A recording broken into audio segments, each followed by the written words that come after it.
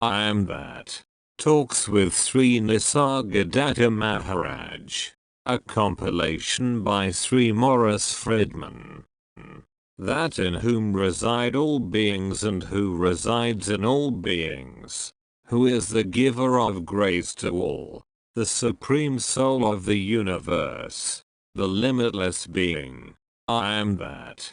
Amrit Bindu Upanishad. That which permeates all. Which nothing transcends and which, like the universal space around us, fills everything completely from within and without, that supreme non-dual Brahman, that thou art, Sankaracharya. The seeker is he who is in search of himself. Give up all questions except one. Who am I after all? The only fact you are sure of is that you are. The I am is certain. The I am this is not. Struggle to find out what you are in reality. To know what you are, you must first investigate and know what you are not. Discover all that you are not. Body, feelings, thoughts, time, space, this or that. Nothing, concrete or abstract, which you perceive can be you. The very act of perceiving shows that you are not what you perceive. The clearer you understand on the level of mind you can be described in negative terms only, the quicker will you come to the end of your search and realize that you are the limitless being. Sri Nisargadatta Maharaj. I am that. Talks with Sri Nisargadatta Maharaj. Foreword. That there should be yet another edition of I am that is not surprising. For the sublimity of the words spoken by Sri Nisargadatta Maharaj, their directness and the lucidity with which they refer to the highest have already made this book a literature of paramount importance. In fact, many regard it as the only book of spiritual teaching really worth studying. There are various religions and systems of philosophy which claim to endow human life with meaning. But they suffer from certain inherent limitations. They couch into fine-sounding words their traditional beliefs and ideologies. Theological or philosophical. Believers, however, discover the limited range of meaning and applicability of these words. Sooner or later, they get disillusioned and tend to abandon the systems, in the same way as scientific theories are abandoned, when they are called in question by too much contradictory empirical data. When a system of spiritual interpretation turns out to be unconvincing and not capable of being rationally justified, many people allow themselves to be converted to some other system. After a while, however, they find limitations and contradictions in the other system also. In this unrewarding pursuit of acceptance and rejection, what remains for them is only skepticism and agnosticism, leading to a fatuous way of living, engrossed in mere gross utilities of life, just consuming material goods. Sometimes, however, though rarely, skepticism gives rise to an intuition of a basic reality, more fundamental than that of words, religions or philosophic systems. Strangely, it is a positive aspect of skepticism.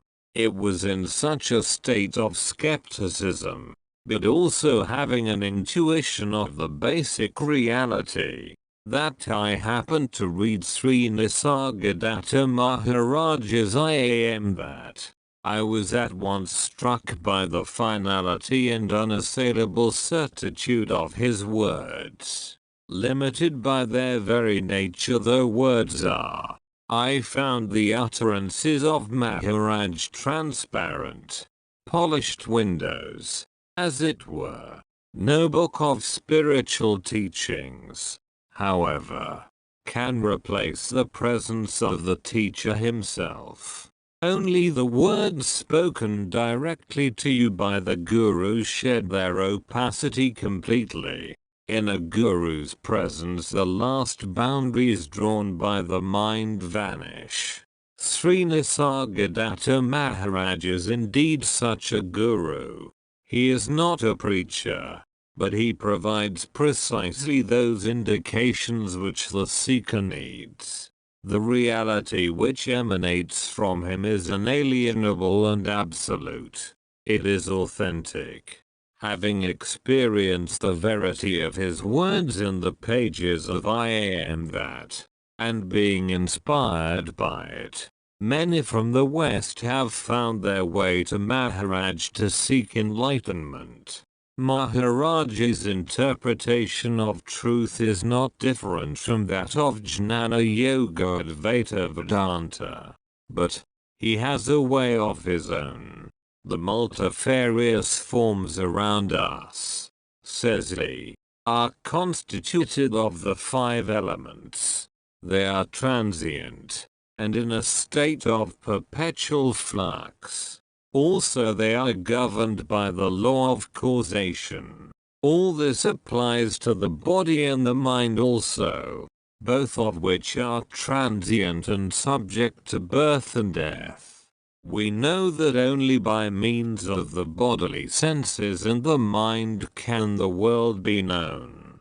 As in the Kantian view, it is a correlate of the human knowing subject, and, therefore, has the fundamental structure of our way of knowing. This means that time, space and causality are not objective, or extraneous entities, but mental categories in which everything is molded. The existence and form of all things depend upon the mind. Cognition is a mental product, and the world as seen from the mind is a subjective and private world, which changes continuously in accordance with the restlessness of the mind itself. In opposition to the restless mind, with its limited categories intentionality, subjectivity, duality etc., stands supreme the limitless sense of I am. The only thing I can be sure about is that I am, not as a thinking I am in the Cartesian sense, but without any predicates. Again and again Maharaj draws our attention to this basic fact in order to make us realize our I amness and thus get rid of all self-made prisons. He says, the only true statement is I am. All else is mere inference. By no effort can you change the I am into I am not. Behold, the real experiencer is not the mind, but myself, the light in which everything appears. Self is the common factor at the root of all experience, the awareness in which everything happens. The entire field of consciousness is only as a film, or a speck, in I am. This I amness is being conscious of consciousness, being aware of itself, and it is indescribable, because it has no attributes. It is only being myself, and being myself is all that there is. Everything that exists, exists as myself. There is nothing which is different from me. There is no duality and, therefore, no pain. There are no problems. It is the sphere of love, in which everything is perfect. What happens, happens spontaneously, without intentions. like digestion, or the growth of the hair. Realize this, and be free from the limitations of the mind. Behold, the deep sleep in which there is no notion of being this or that, yet I am remains. And behold the eternal now. Memory seems to being things to the present out of the past, but all that happens does happen in the present only. It is only in the timeless now that phenomena manifest themselves. Thus, time and causality do not apply in reality. I am prior to the world, body and mind. I am the sphere in which they appear and disappear. I am the source of them all, the universal power by which the world with its bewildering diversity becomes manifest. In spite of its primality, however, the sense of I am is not the highest. It is not the absolute. The sense or taste of I amness is not absolutely beyond time. Being the essence of the five elements, it, in a way, depends upon the world. It arises from the body, which, in its turn, is built by food, consisting of the elements. It disappears when the body dies, like the spark extinguishes when the incense stick burns out. When pure awareness is attained, no need exists anymore. Not even for I am, which is but a useful pointer, a direction indicator towards the absolute. The awareness I am then easily ceases. What prevails is that which cannot be described, that which is beyond words. It is this state which is most real, a state of pure potentiality, which is prior to everything. The I am and the universe are mere reflections of it. It is this reality which a Jnani has realized. The best that you can do is listen attentively to the Jnani, of whom Sri Nisargadatta is a living example, and to trust and believe him. By such listening you will realize that his reality is your reality. He helps you in seeing the nature of the world and of the I am. He urges you to study the workings of the body and the mind with solemn and intense concentration, to recognize that you are neither of them and to cast them off.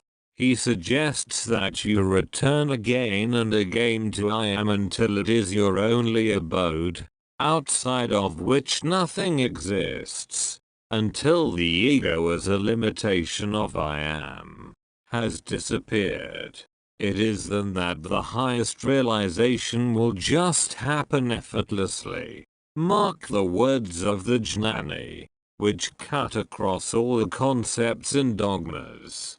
Maharaj says, until once becomes self-realized, attains to knowledge of the self, transcends the self.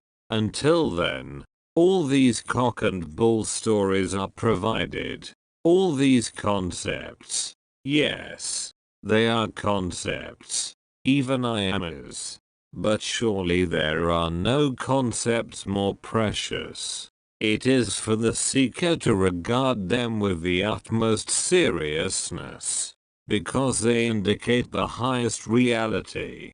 No better concepts are available to shed all concepts. I am thankful to Sudhakar S. Dikshit, the editor, for inviting me to write the foreword to this new edition of IAM that and thus giving me an opportunity to pay my homage to Sri Nisargadatta Maharaj, who has expounded highest knowledge in the simplest, clearest and the most convincing words. Tiemersma, Philosophical Faculty, Erasmus Universiteit Rotterdam, Holland, June 1981. Who is Nisargadatta Maharaj? When asked about the date of his birth, the master replied blandly that he was never born. Writing a biographical note on Sri Nisargadatta Maharaj is a frustrating and unrewarding task. 4. Not only the exact date of his birth is unknown, but no verified facts concerning the early years of his life are available. However, some of his elderly relatives and friends say that he was born in the month of March 1897 on a full moon day, which coincided with the festival of Hanuman Jayanti, when Hindus pay their homage to Hanuman, also named Maruti, the monkey, god of Ramayana fame. And to associate his birth with this auspicious day, his parents named him Maruti. Available information about his boyhood and early youth is patchy and disconnected. We learned that his father, Shiv Rampant, was a poor man who worked for some time as a domestic servant in Bombay and, later, eked out his livelihood as a petty farmer at Kandalgaon, a small village in the backwoods of Ratnagiri district of Maharashtra. Maruti grew up almost without education. As a boy, he assisted his father in such labors as lay within his power, tended cattle, drove oxen, worked in the fields and ran errands. His pleasures were simple, as his labors, but he was gifted with an inquisitive mind, bubbling over with questions of all sorts. His father had a Brahmin friend named Vishnu Haribhogor, who was a pious man and learned too from rural standards. Gaur often talked about religious topics, and the boy Maruti listened attentively and dwelt on these topics far more than anyone would suppose. Gaur was for him the ideal man, earnest, kind and wise. When Maruti attained the age of 18, his father died, leaving behind his widow, 4 sons and 2 daughters. The meager income from the small farm dwindled further after the old man's death and was not sufficient to feed so many mouths. Maruti's elder brother left the village for Bombay in search of work, and he followed shortly after. It is said that in Bombay he worked for a few months as a low-paid junior clerk in an office, but resigned the job in disgust. He then took petty trading as a haberdasher and started a shop for selling children's clothes, tobacco and handmade country cigarettes. This business is said to have flourished in course of time, giving him some sort of financial security. During this period he got married and had a son and 3 daughters. Childhood, youth, marriage, progeny. Maruti lived the usual humdrum and eventless life of a common man till his middle age, with no inkling at all of the sainthood that was to follow. Among his friends during this period was one Yashwantrao Bhagkar, who was a devotee of Sri Siddharameshwar Maharaj, a spiritual teacher of the Navnath Sampradaya, a sect of Hinduism. One evening Bhagkar took Maruti to his guru, and that evening proved to be the turning point in his life. The guru gave him a mantra and instructions in meditation. Early in his practice he started having visions and occasionally even fell into trances. Something exploded within him, as it were, giving birth to a cosmic consciousness, a sense of eternal life. The identity of Maruti, the petty shopkeeper, dissolved in the illuminating personality of Sri Nisargadatta emerged. Most people live in the world of self-consciousness and do not have the desire or power to leave it. They exist only for themselves. All their effort is directed towards achievement of self-satisfaction and self-glorification. There are, however, seers, teachers and revealers who, while apparently living in the same world, live simultaneously in another world also, the world of cosmic consciousness, effulgent with infinite knowledge. After his illuminating experience, Sri Nisargadatta Maharaj started living such a dual life. He conducted his shop, but ceased to be a profit-minded merchant. Later, abandoning his family and business, he became a mendicant, a pilgrim over the vastness and variety of the Indian religious scene.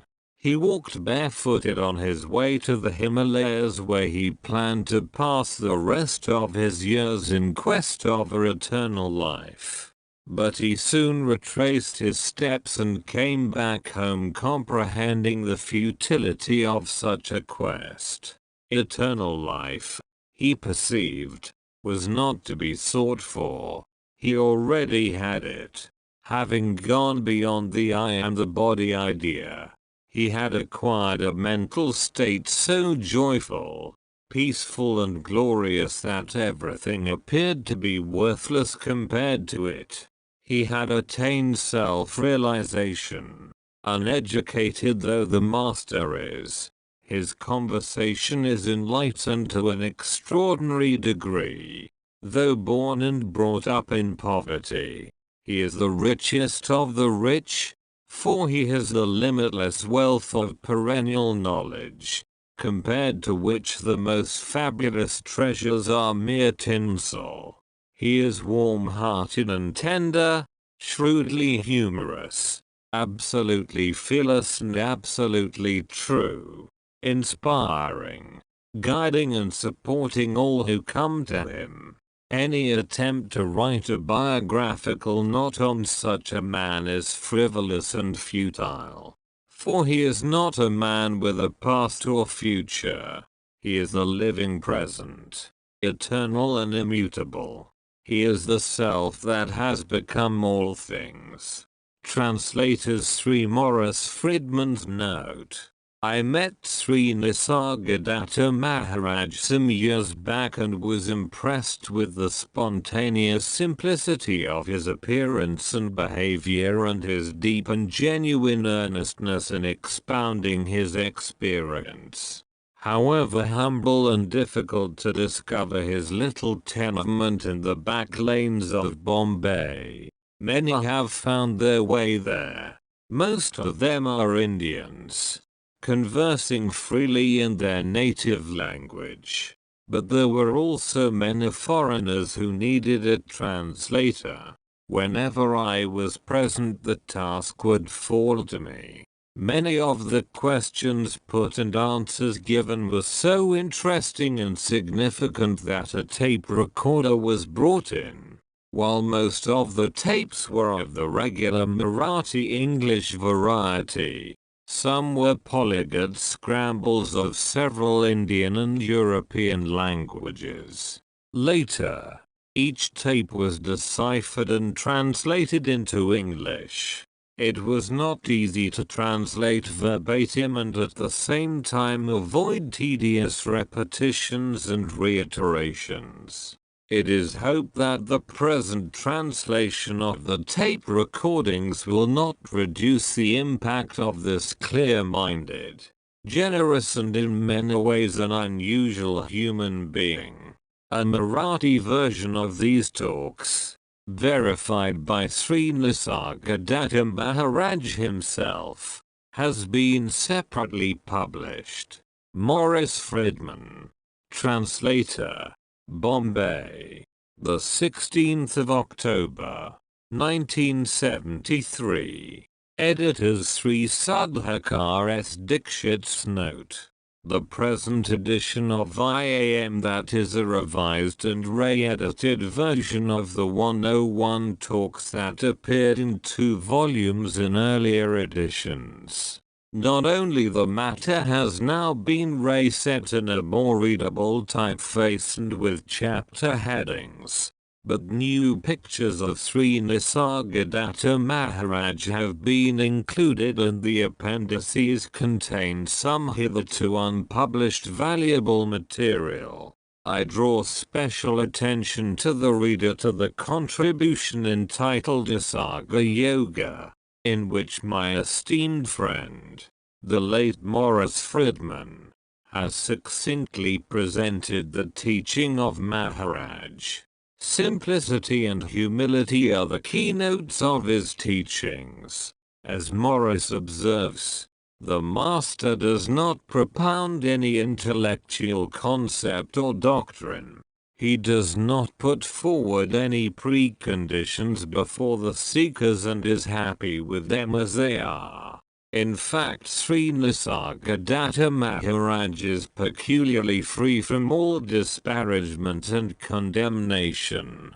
The sinner and the sin are merely exchanging notes. The sin has sinned. The sinner can be sanctified. It is time that divides them. It is time that will bring them together. The teacher does not evaluate.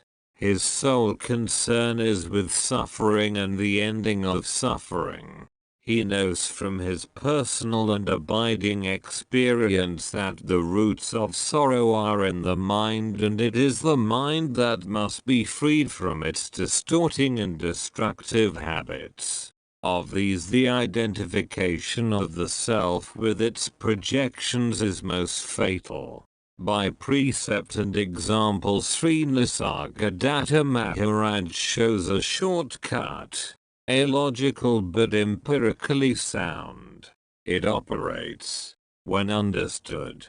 Revising and editing of IAM that has been for me a pilgrimage to my inner self, at once ennobling and enlightening. I have done my work in a spirit of dedication. With great earnestness, I have treated the questions of every questioner as mine own questions, and have imbibed the answers of the Master with a mind emptied of all it knew. However, in this process of what may be called a two-voiced meditation, it is possible that at places I may have failed in the cold-blooded punctiliousness about the syntax and punctuation expected of an editor. For such lapses, if any, I seek forgiveness of the reader. Before closing, I wish to express my heartfelt thanks to Professor Douwe Tiemersma of the Philosophical Faculty, Erasmus, Universiteit, Rotterdam, Holland, for contributing a new foreword to this edition. That he acceded to my request promptly makes me feel all the more grateful.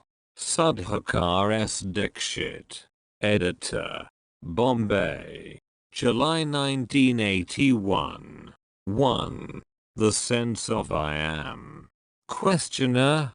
It is a matter of daily experience that on waking up the world suddenly appears. Where does it come from? Maharaj.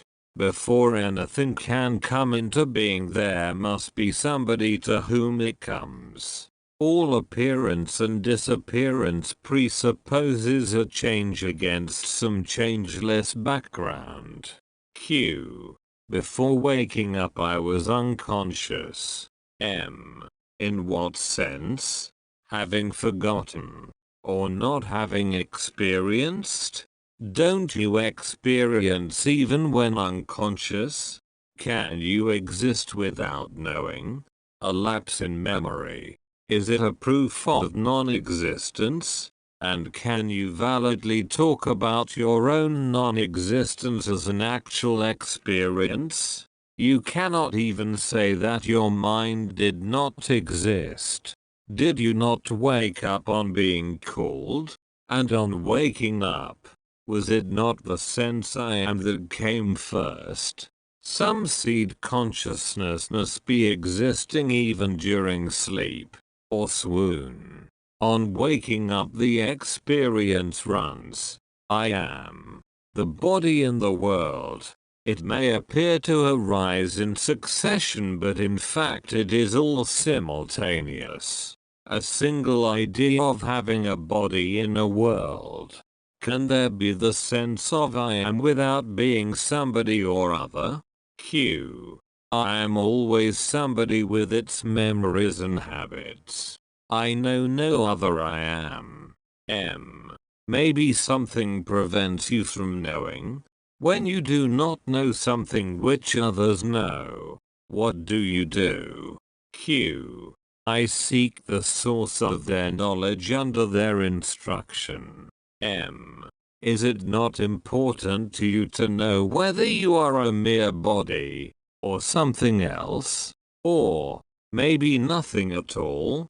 Don't you see that all your problems are your body's problems?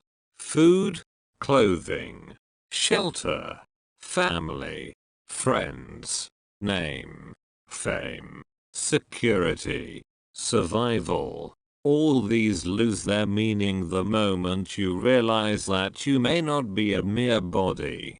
Q. What benefit is there in knowing that I am not the body? M. Even to say that you are not the body is not quite true.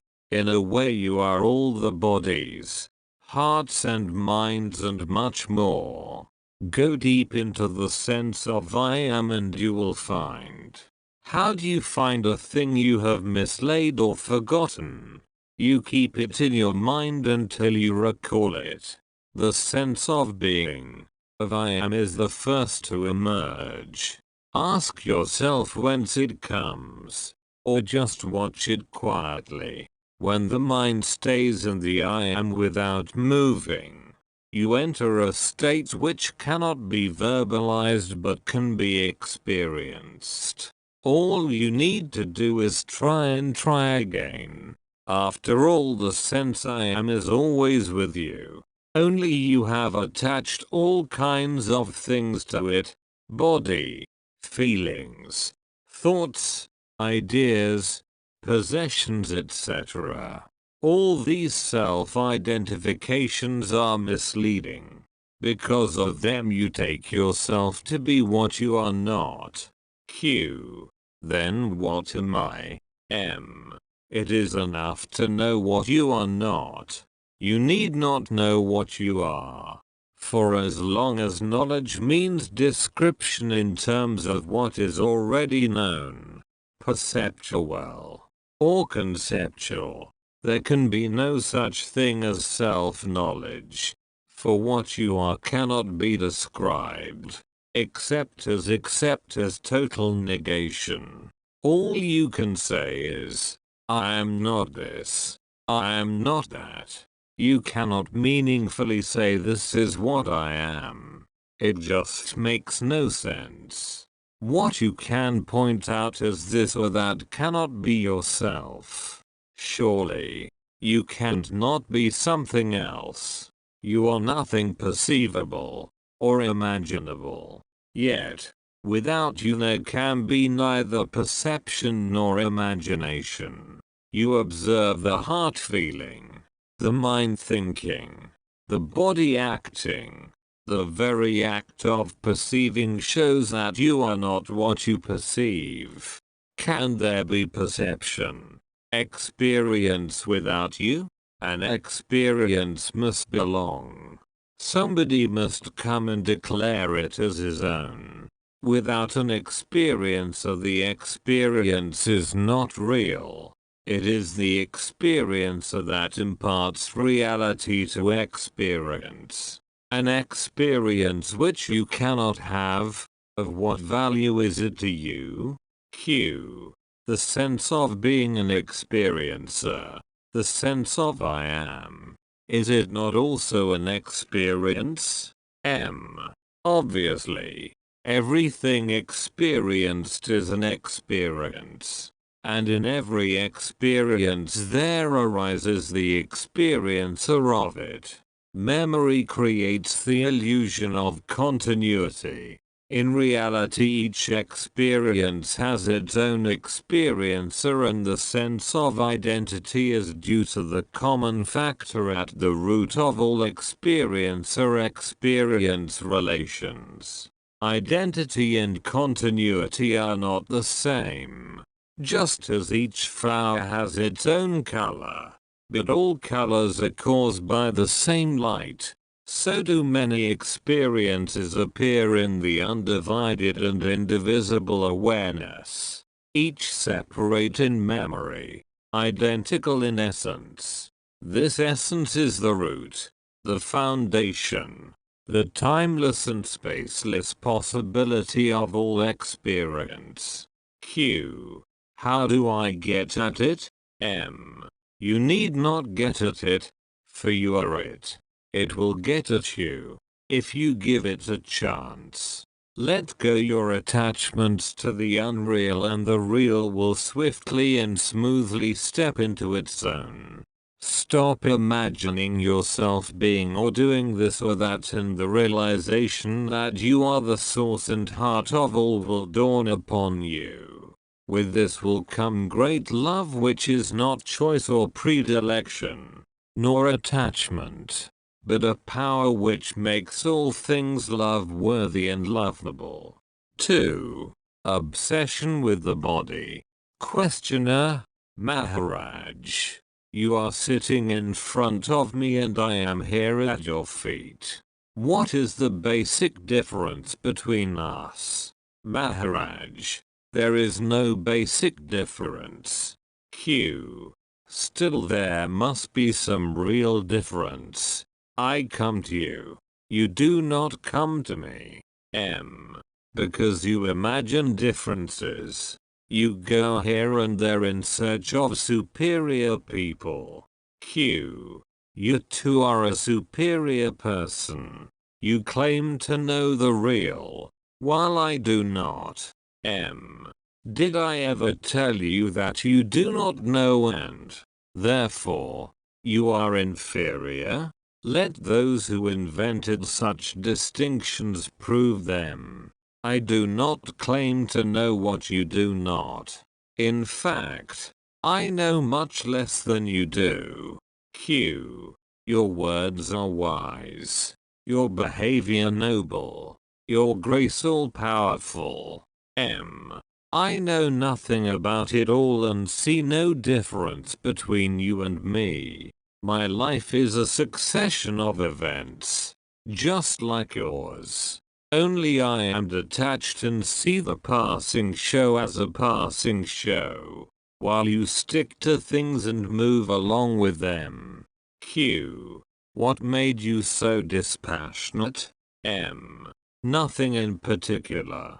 It so happened that I trusted my guru. He told me I am nothing but myself and I believed him.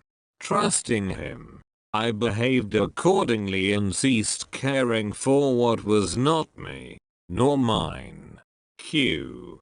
Why were you lucky to trust your teacher fully, while our trust is nominal and verbal? M. Who can say? It happened so.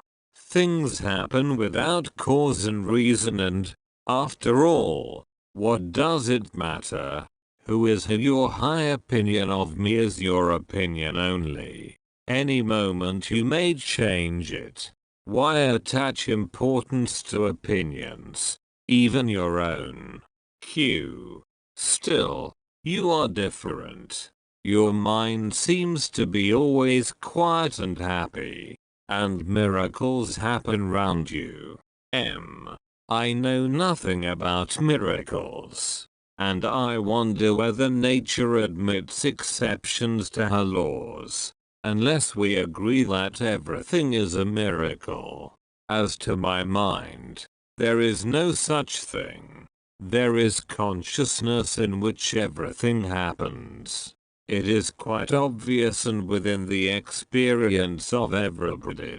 You just do not look carefully enough. Look well, and see what I see. Q. What do you see? M. I see what you too could see, here and now, but for the wrong focus of your attention. You give no attention to yourself. Your mind is all with things, people and ideas, never with yourself. Bring yourself into a focus. Become aware of your own existence. See how you function. Watch the motives and the results of your actions. Study the prison you have built around yourself by inadvertence. By knowing what you are not, you come to know yourself. The way back to yourself is through refusal and rejection. One thing is certain. The real is not imaginary. It is not a product of the mind. Even the sense I am is not continuous, though it is a useful pointer. It shows where to seek, but not what to seek. Just have a good look at it. Once you are convinced that you cannot say truthfully about yourself anything except I am, and that nothing that can be pointed at can be yourself, the need for the I am is over. You are no longer intent on verbalizing what you are. All you need is to get rid of the tendency to define yourself. All definitions apply to your body only and to its expressions. Once this obsession with the body goes, you will revert to your natural state, spontaneously and effortlessly. The only difference between us is that I am aware of my natural state, while you are bemused. Just like gold made into ornaments has no advantage over gold dust, except when the mind makes it so. So are we one in being. We differ only in appearance. We discover it by being earnest, by searching, inquiring, questioning daily and hourly, by giving one's life to this discovery. 3. The living present. Questioner, as I can see, there is nothing wrong with my body nor with my real being. Both are not of my making and need not be improved upon. What has gone wrong is the inner body, call it mind, consciousness, Antakarana, whatever the name. Maharaj, what do you consider to be wrong with your mind? Q. It is restless, greedy of the pleasant and afraid of the unpleasant. M. What is wrong with it seeking the pleasant and shirking the unpleasant? Between the banks of pain and pleasure the river of life flows. It is only when the mind refuses to flow with life, and gets stuck at the banks, that it becomes a problem. By flowing with life I mean acceptance, letting come what comes and go what goes. Desire not, fear not, observe the actual, as and when it happens. For you are not what happens, you are to whom it happens. Ultimately even the observer you are not. You are the ultimate potentiality of which the all-embracing consciousness is the manifestation and expression. Q. Yet, between the body and the self there lies a cloud of thoughts and feelings, which neither serve the body nor the self. These thoughts and feelings are flimsy, transient and meaningless. Mere mental dusk that blinds and chokes, yet they are there, obscuring and destroying. M. Surely, The memory of an event cannot pass for the event itself, nor can the anticipation. There is something exceptional, unique, about the present event, which the previous, or the coming do not have. There is a livingness about it, an actuality. It stands out as if illuminated. There is the stamp of reality on the actual, which the past and the future do not have. Q. What gives the present that stamp of reality? M. There is nothing peculiar in the present event to make it different from the past and future. For a moment the past was actual and the future will become so. What makes the present so different? Obviously, my presence. I am real, for I am always now, in the present. And what is with me now shares in my reality. The past is in memory, the future, in imagination. There is nothing in the present event itself that makes it stand out as real. It may be some simple, periodical occurrence, like the striking of the clock, in spite of our knowing that the successive strokes are identical. The present stroke is quite different from the previous one and the next, as remembered, or expected. A thing focused in the now is with me, for I am ever present. It is my own reality that I impart to the present event. Q. But we deal with things remembered as if they were real. M. We consider memories only when they come into the present. The forgotten is not counted until one is reminded, which implies bringing into the now. Q. Yes, I can see there is in the now some unknown factor that gives momentary reality to the transient actuality. M. You need not say it is unknown, for you see it in constant operation. Since you were born, has it ever changed?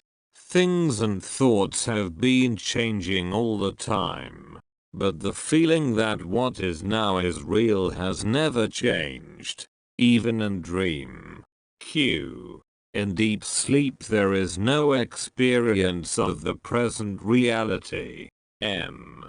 The blankness of deep sleep is due entirely to the lack of specific memories, but a general memory of well-being is there. There is a difference in feeling when we say I was deeply asleep from I was absent.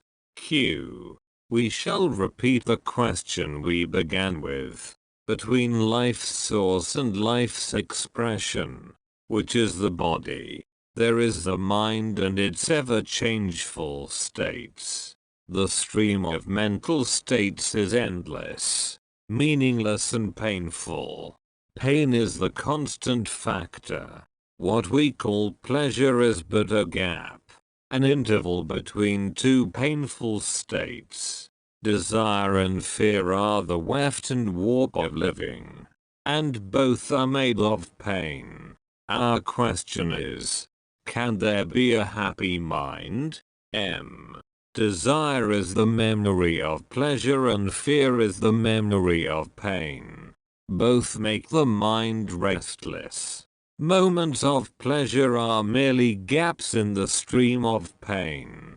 How can the mind be happy? Q. That is true when we desire pleasure or expect pain. But there are moments of unexpected, unanticipated joy, pure joy, uncontaminated by desire, unsought, undeserved, God-given. M. Still, joy is joy only against a background of pain. Q. Is pain a cosmic fact, or purely mental? M.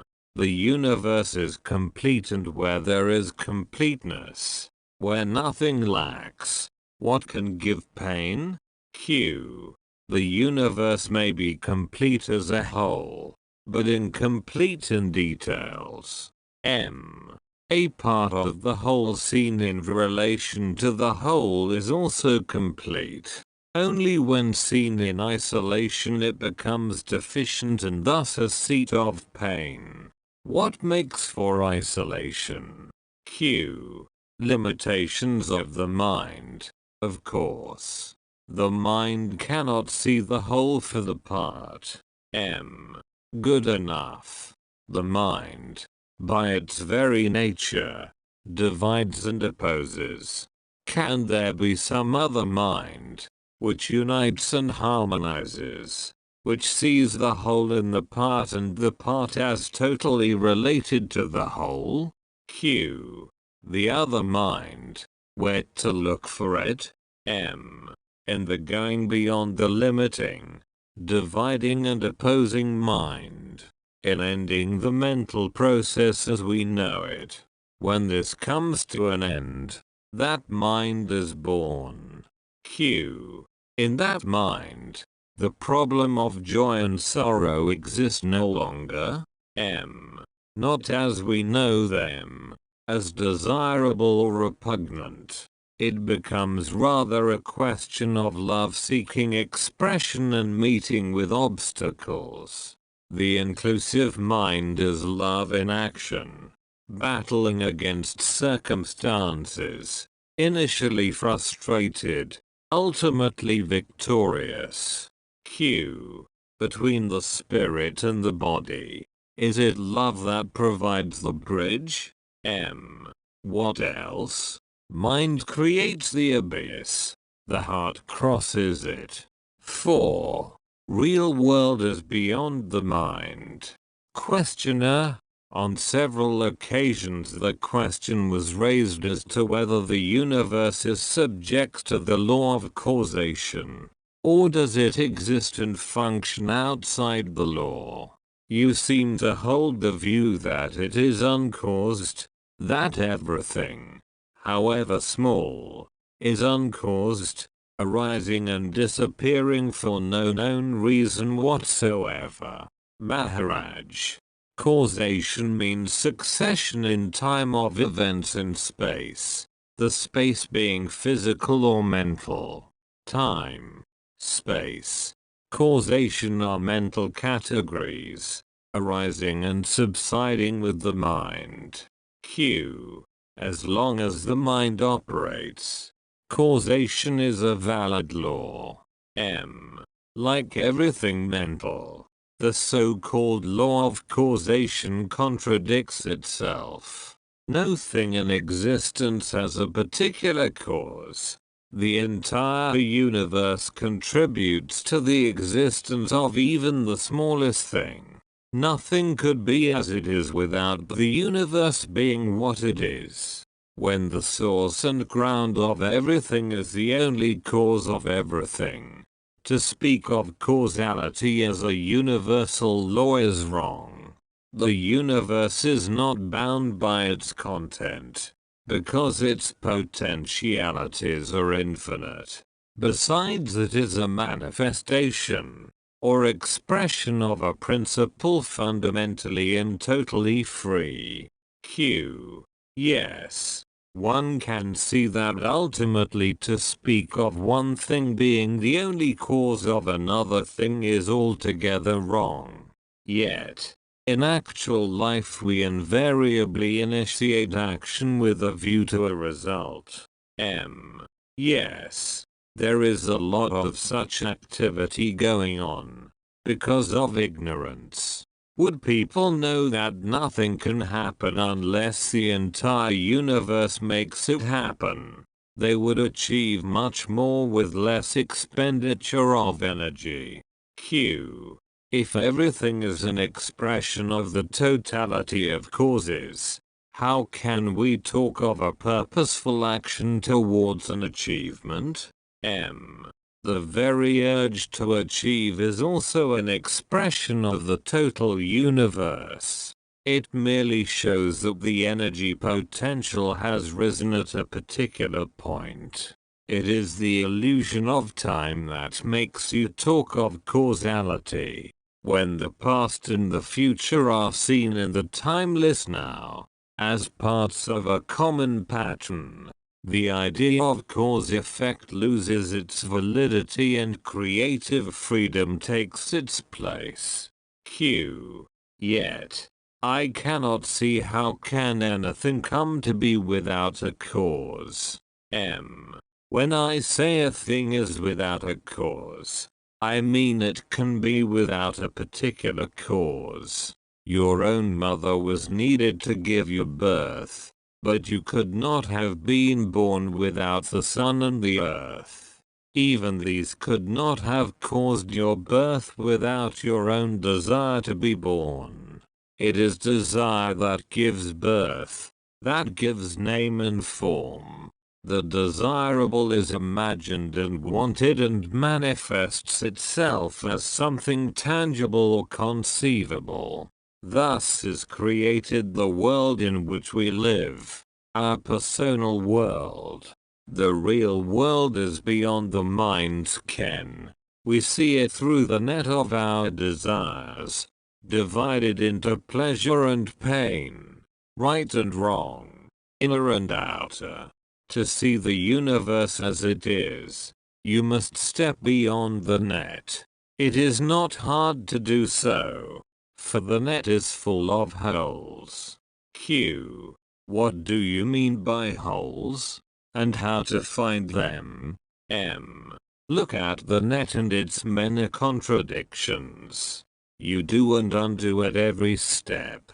You want peace, love, happiness and work hard to create pain, hatred and war.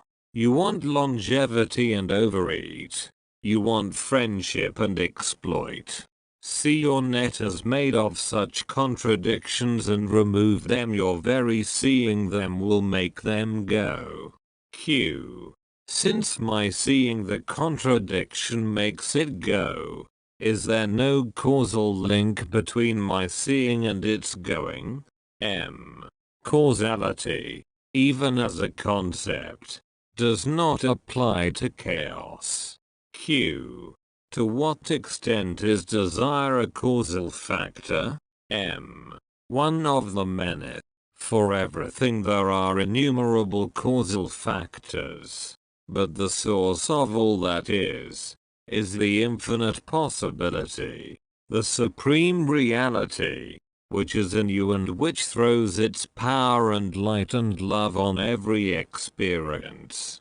But this source is not a cause and no cause is a source. Because of that, I say everything is uncaused. You may try to trace how a thing happens, but you cannot find out why a thing is as it is. A thing is as it is, because the universe is as it is. 5. What is born must die. Questioner, is the witness consciousness permanent or not? Maharaj, it is not permanent. The knower rises and sets with the known. That in which both the knower and the known arise and set, is beyond time. The words permanent or eternal do not apply. In sleep there is neither the known, nor the knower. What keeps the body sensitive and receptive? Surely you cannot say the knower was absent. The experience of things and thoughts was not there. That is all. But the absence of experience too is experience. It is like entering a dark room and saying, I see nothing. A man blind from birth knows not what darkness means. Similarly, only the knower knows that he does not know. Sleep is merely a lapse in memory. Life goes on. And what is death? It is the change in the living process of a particular body. Integration ends and disintegration sets in. Q. But what about the knower?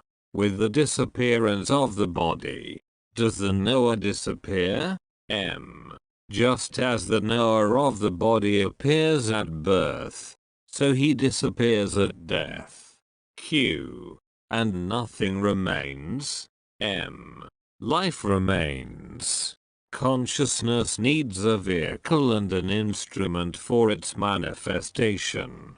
When life produces another body, another knower comes into being.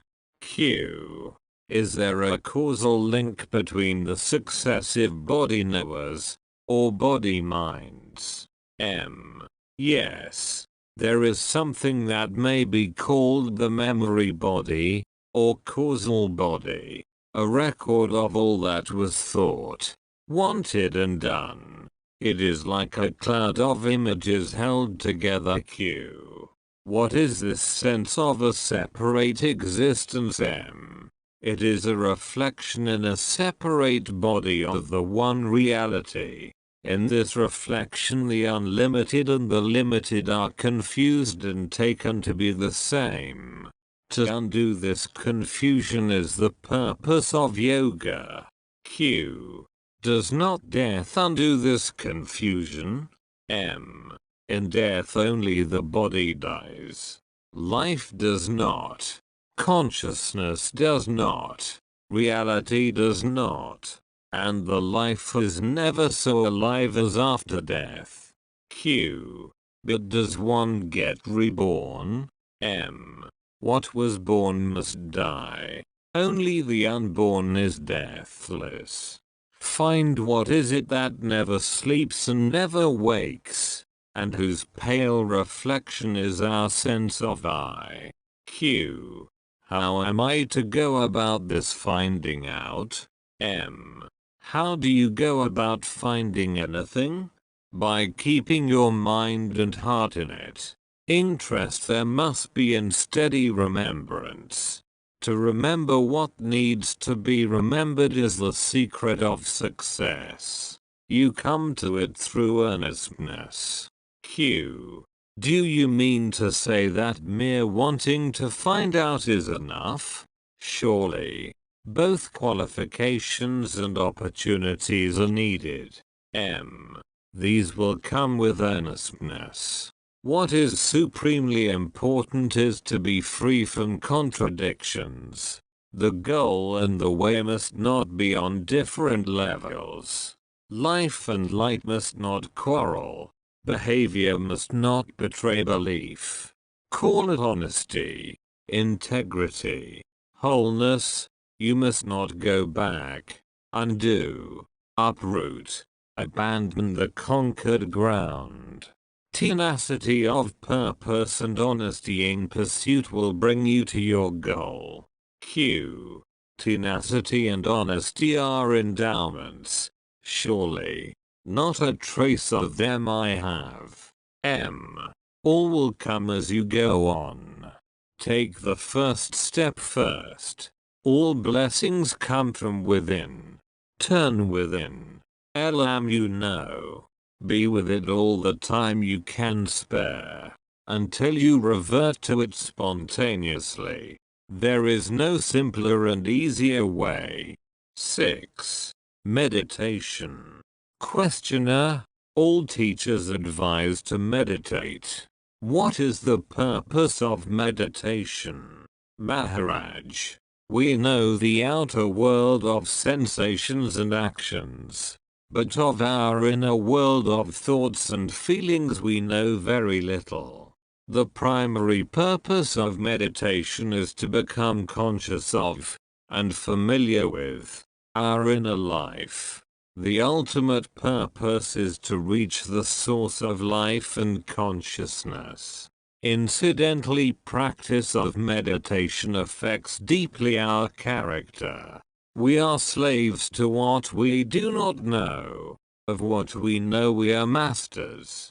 Whatever vice or weakness in ourselves we discover and understand its causes and its workings. We overcome it by the very knowing. The unconscious dissolves when brought into the conscious. The dissolution of the unconscious releases energy. The mind feels adequate and become quiet. Q. What is the use of a quiet mind? M. When the mind is quiet, we come to know ourselves as the pure witness. We withdraw from the experience and its experiencer and stand apart in pure awareness, which is between and beyond the two.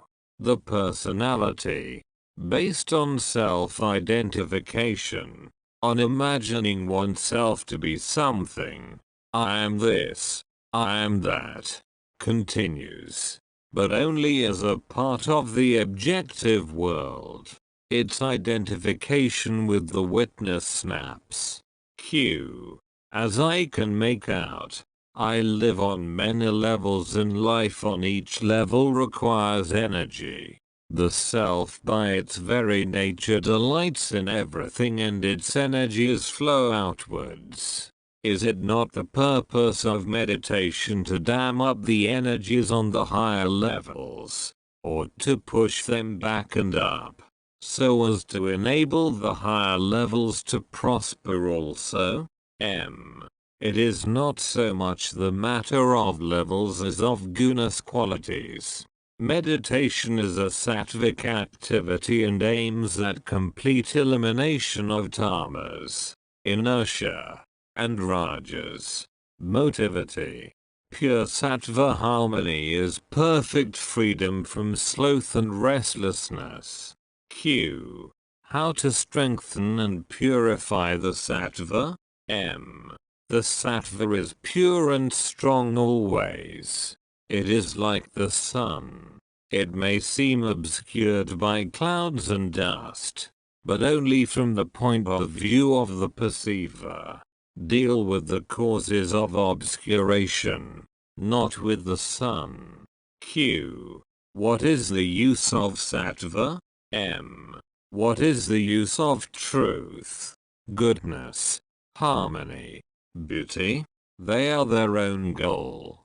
They manifest spontaneously and effortlessly, when things are left to themselves, are not interfered with, not shunned, or wanted, or conceptualized, but just experienced in full awareness.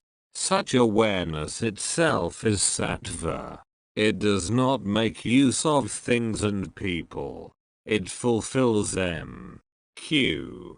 Since I cannot improve sattva, am I to deal with tamas and rajas only? How can I deal with them? M. By watching their influence in you and on you. Be aware of them in operation. Watch their expressions in your thoughts, words and deeds, and gradually their grip on you will lessen and the clear light of sattva will emerge. It is neither difficult, nor a protracted process. Earnestness is the only condition of success. 7. The mind. Questioner. There are very interesting books written by apparently very competent people, in which the illusoriness of the world is denied, though not its transitoriness. According to them, there exists a hierarchy of beings, from the lowest to the highest. On each level the complexity of the organism enables and reflects the depth, breadth and intensity of consciousness, without any visible or knowable culmination. One law supreme rules throughout, evolution of forms for the growth and enrichment of consciousness and manifestation of its infinite potentialities. Maharaj, this may or may not be so. Even if it is only so from the mind's point of view. But in fact the entire universe, Mahadakash, exists only in consciousness Chidakash. While I have my stand in the absolute, Paramakash. In pure being consciousness arises. In consciousness the world appears and disappears. All there is me. All there is mine. Before all beginnings. After all endings. I am. All has its being in me. In the I am. That shines in every living being. Even not being is unthinkable without me. Whatever happens, I must be there to witness it. Q. Why do you deny being to the world? M. I do not negate the world. I see it as appearing in consciousness, which is the totality of the known and the immensity of the unknown. What begins and ends is mere appearance. The world can be said to appear, but not to be. The appearance may last very long on some scale of time, and be very short on another, but ultimately it comes to the same. Whatever is time-bound is momentary and has no reality. Q. Surely, you see the actual world as it surrounds you. You seem to behave quite normally. M. That is how it appears to you. What in your case occupies the entire field of consciousness is a mere speck in mine. The world lasts, but for a moment. It is your memory that makes you think that the world continues. Myself. I don't live by memory. I see the world as it is. A momentary appearance in consciousness. Q. In your consciousness? M. All idea of me and mine, even of I am, is in consciousness. Q. Is then your absolute being, Paramakash, unconsciousness? M. The idea of unconsciousness exists in consciousness only. Q. Then, how do you know you are in the supreme state? M. Because I am in it. It is the only natural state. Q. Can you describe it? M. Only by negation. As uncaused, independent, unrelated, undivided, uncomposed, unshakable, unquestionable, unreachable by effort. Every positive definition is from memory and, therefore, inapplicable. And yet my state is supremely actual and, therefore, possible, realizable, attainable. Q. Are you not immersed timelessly in an abstraction? M. Abstraction is mental and verbal and disappears in sleep, or swoon. It reappears in time. I am in my own state, Swarupa, timelessly in the now. Past and future are in mind only. I am now. Q. The world too is now. M. Which world? Q. The world around us. M. It is your world you have in mind, not mine. What do you know of me, when even my talk with you is in your world only? You have no reason to believe that my world is identical with yours. My world is real, true, as it is perceived, while yours appears and disappears, according to the state of your mind. Your world is something alien, and you are afraid of it. My world is myself. I am at home. Q. If you are the world, how can you be conscious of it? Is not the subject of consciousness different from its object? M. Consciousness and the world appear and disappear together. Hence they are two aspects of the same state. Q. In sleep I am not, and the world continues. M. How do you know? Q.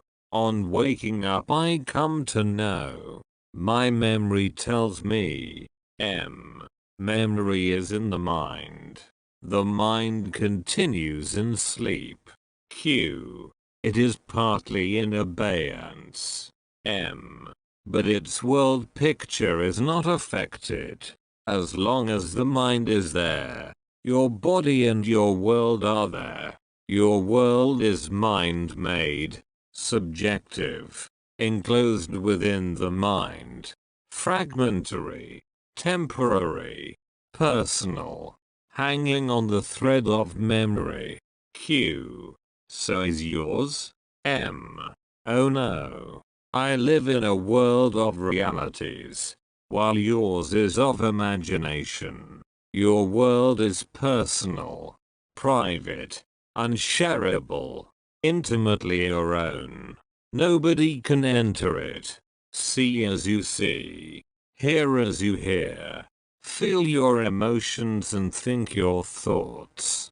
In your world you are truly alone, enclosed in your ever-changing dream, which you take for life. My world is an open world, common to all, accessible to all. In my world there is community, insight, love, real quality. The individual is the total, the totality, in the individual. All are one and the one is all. Q. Is your world full of things and people? It is mine. M. No. It is full of myself. Q. But do you see and hear as we do? M. Yes. L appear to hear and see and talk and act. But to me it just happens. As to you digestion or perspiration happens. The body-mind machine looks after it, but leaves me out of it. Just as you do not need to worry about growing hair, so I need not worry about words and actions. They just happen and leave me unconcerned. For in my world nothing ever goes wrong. 8. The self stands beyond mind. Questioner. As a child fairly often I experienced states of complete happiness, verging on ecstasy.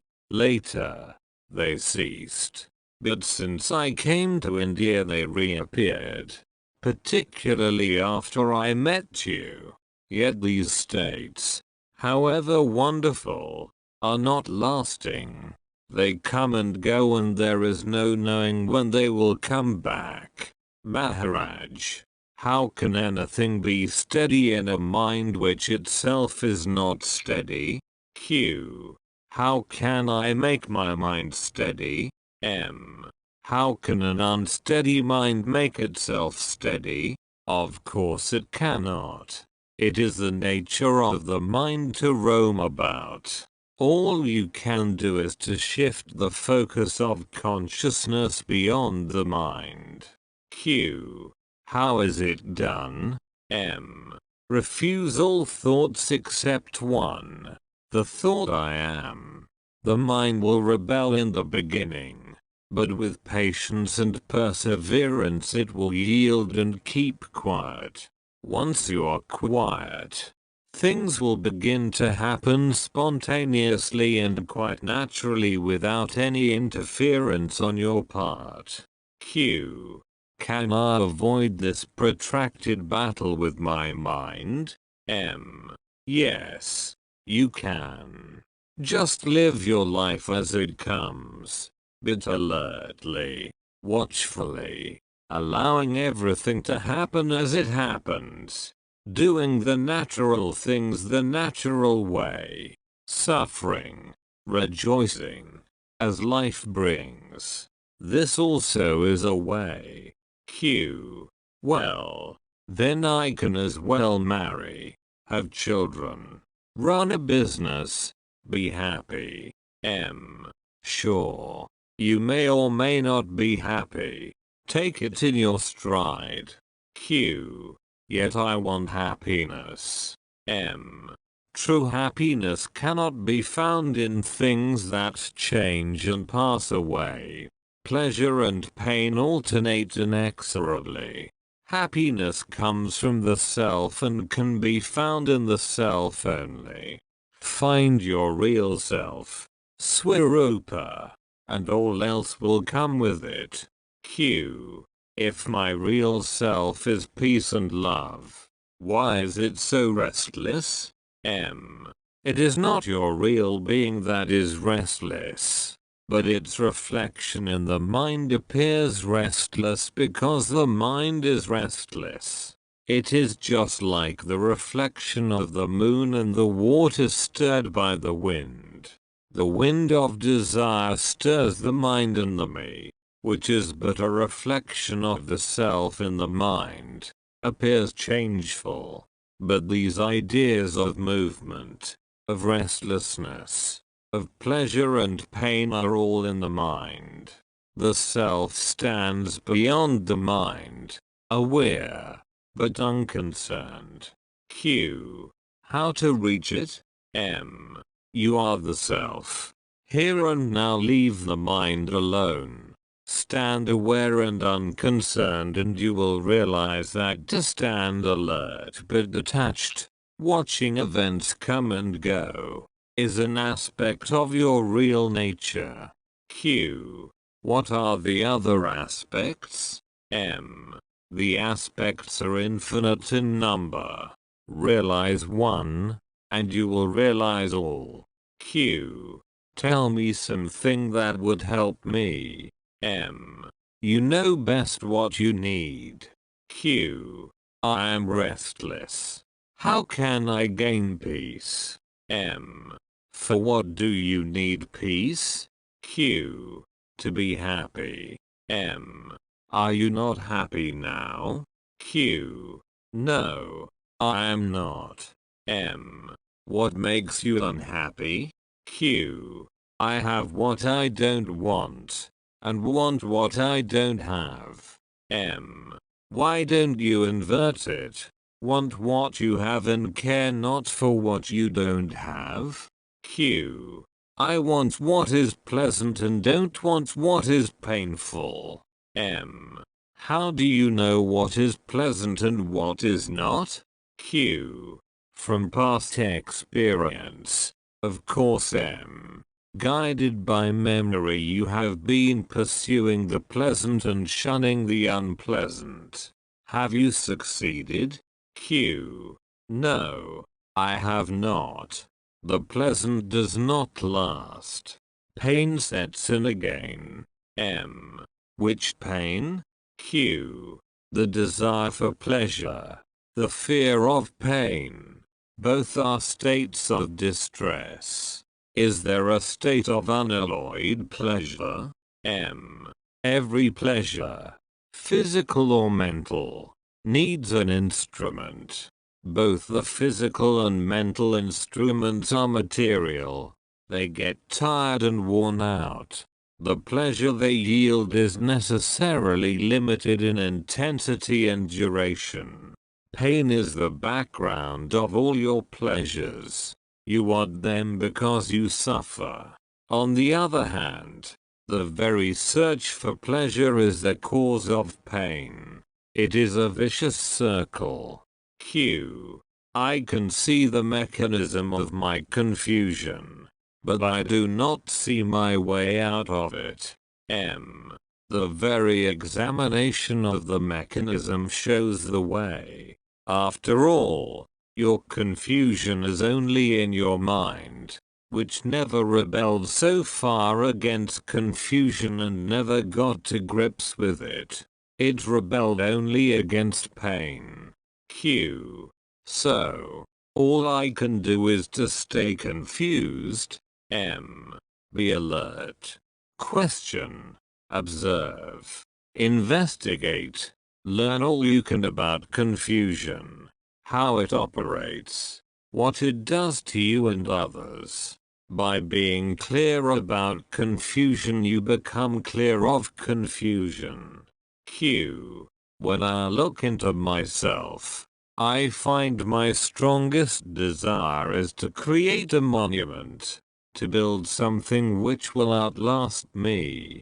Even when I think of a home, wife and child, it is because it is a lasting, solid testimony to myself.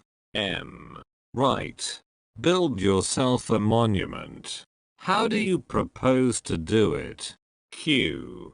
It matters little what I build, as long as it is permanent. Surely, you can see for yourself that nothing is permanent. All wears out, breaks down, dissolves. The very ground on which you build gives way. What can you build that will outlast all? Q. Intellectually, verbally, I am aware that all is transient.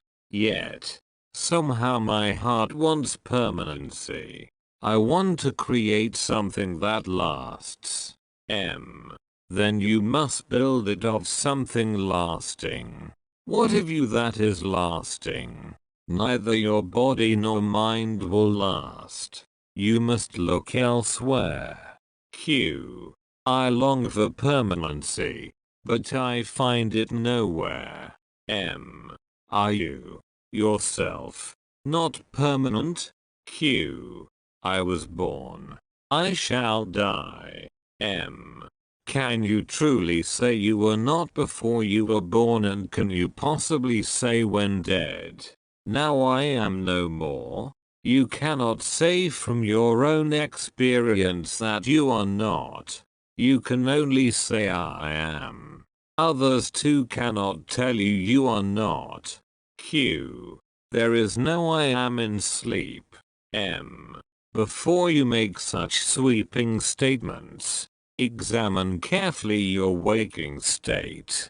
You will soon discover that it is full of gaps. When the minutes blanks out, notice how little you remember even when fully awake. You just don't remember. A gap in memory is not necessarily a gap in consciousness. Q. Can I make myself remember my state of deep sleep? Of course. By eliminating the intervals of inadvertence during your waking hours, you will gradually eliminate the long interval of absent-mindedness, which you call sleep. You will be aware that you are asleep. Q. Yet, the problem of permanency, of continuity of being, is not solved. Permanency is a mere idea, born of the action of time. Time again depends of memory. By permanency you mean unfailing memory through endless time. You want to eternalize the mind, which is not possible. Q. Then what is eternal? That which does not change with time. You cannot eternalize a transient thing. Only the changeless is eternal. Q. I am familiar with the general sense of what you say. I do not crave for more knowledge. All I want is peace.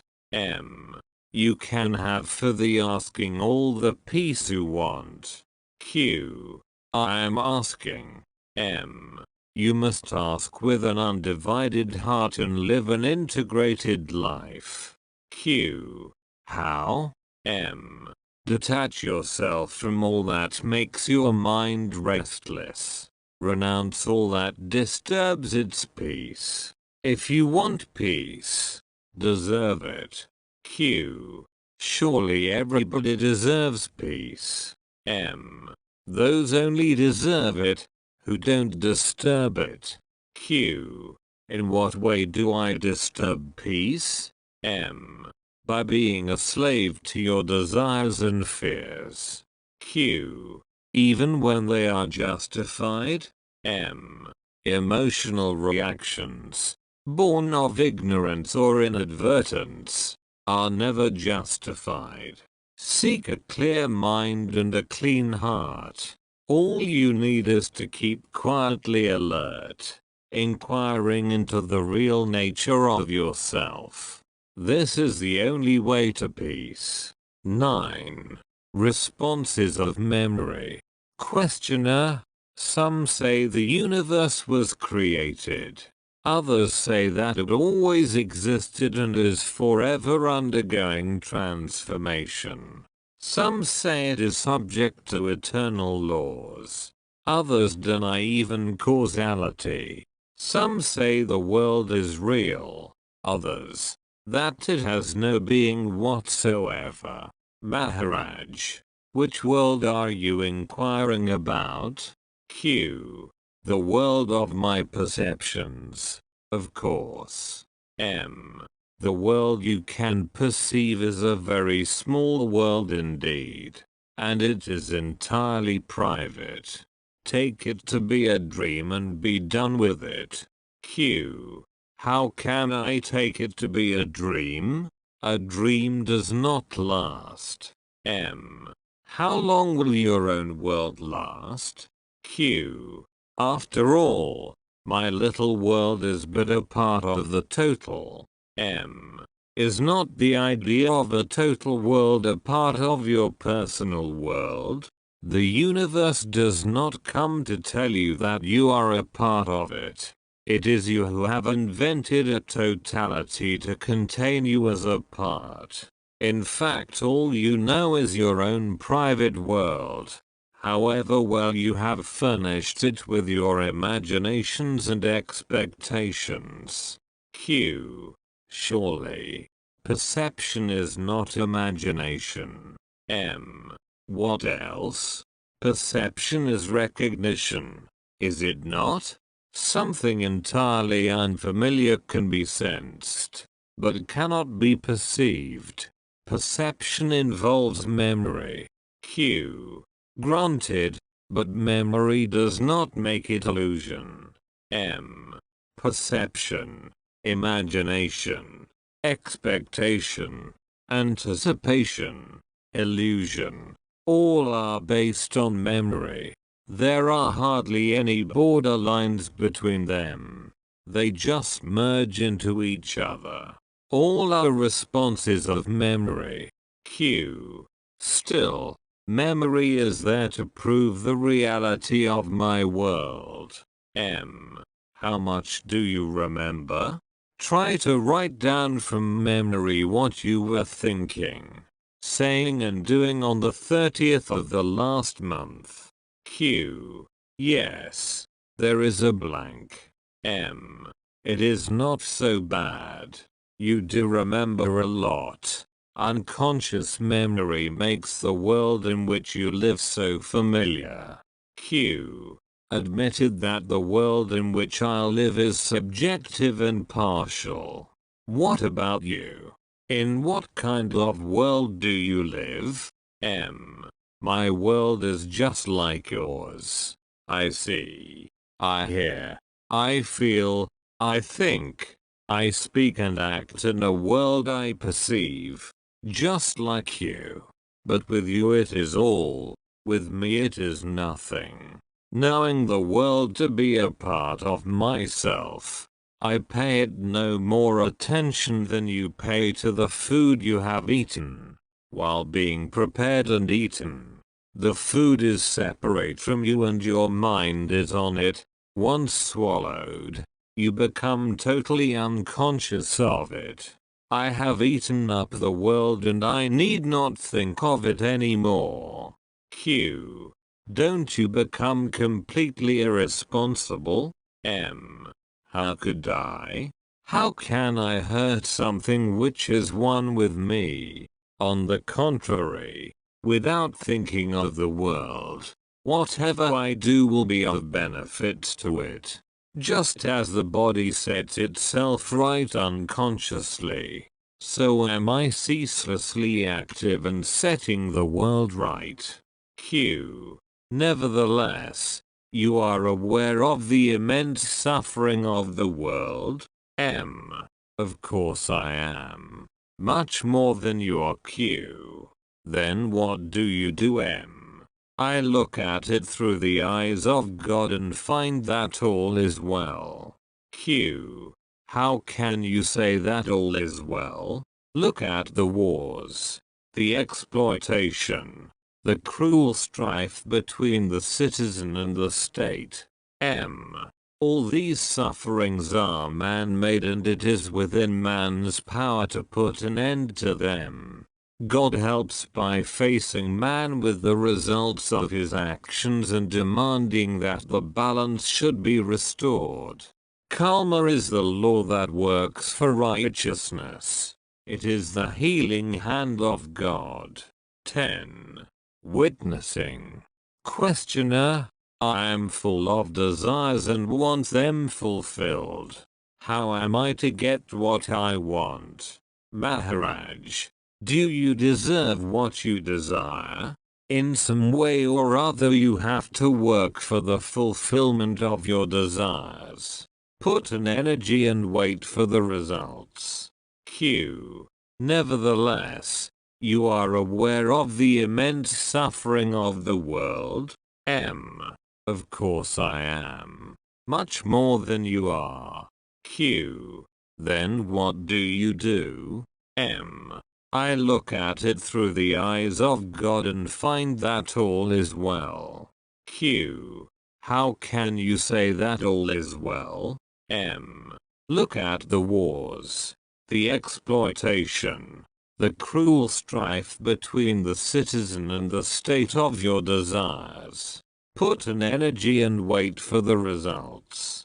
Q. Where am I to get the energy? Desire itself is energy. Q. Then why does not every desire get fulfilled? Maybe it was not strong enough and lasting. Q. Yes. That is my problem. I want things, but I am lazy when it comes to action. When your desire is not clear nor strong, it cannot take shape. Besides, if your desires are personal, for your own enjoyment, the energy you give them is necessarily limited. It cannot be more than what you have. Q. Yet, often ordinary persons do attain what they desire. After desiring it very much and for a long time. Even then, their achievements are limited. Q. And what about unselfish desires? When you desire the common good, the whole world desires with you. Make humanity's desire your own and work for it. There you cannot fail. Q. Humanity is God's work, not mine. I am concerned with myself. Have I not the right to see my legitimate desires fulfilled? They will hurt no one. My desires are legitimate. They are right desires. Why don't they come true? Desires are right or wrong according to circumstances. It depends on how you look at them. It is only for the individual that a distinction between right and wrong is valid. Q. What are the guidelines for such distinction? How am I to know which of my desires are right and which are wrong? In your case, desires that led to sorrow are wrong and those which led to happiness are right. But you must not forget others. Their sorrow and happiness also count. Q. Results are in the future. How can I know what they will be? Use your mind. Remember. Observe. You are not different from others. Most of their experiences are valid for you too. Think clearly and deeply. Go into the entire structure of your desires and their ramifications. They are a most important part of your mental and emotional makeup and powerfully affect your actions. Remember, you cannot abandon what you do not know. To go beyond yourself, you must know yourself. Q. What does it mean to know myself? By knowing myself, what exactly do I come to know? M. All that you are not. Q. And not what I am. M. What you are. You already are. By knowing what you are not, you are free of it and remain in your own natural state. It all happens quite spontaneously and effortlessly. Q. And what do I discover? M. You discover that there is nothing to discover. You are what you are and that is all. Q. I do not understand. M.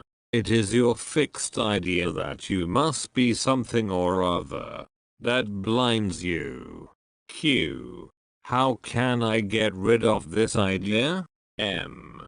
If you trust me, believe when I tell you that you are the pure awareness that illuminates consciousness and its infinite content. Realize this and live accordingly. If you do not believe me, then go within, inquiring what an I, or focus your mind on I am, which is pure and simple being. Q. On what my faith in you depends. M. On your insight into other people's hearts. If you cannot look into my heart, look into your own. Q. I can do neither. M. Purify yourself by a well-ordered and useful life. Watch over your thoughts, feelings, words and actions. This will clear your vision. Q. Must I not renounce everything first, and live a homeless life? M. You cannot renounce. You may leave your home and give trouble to your family, but attachments are in the mind and will not leave you until you know your mind in and out.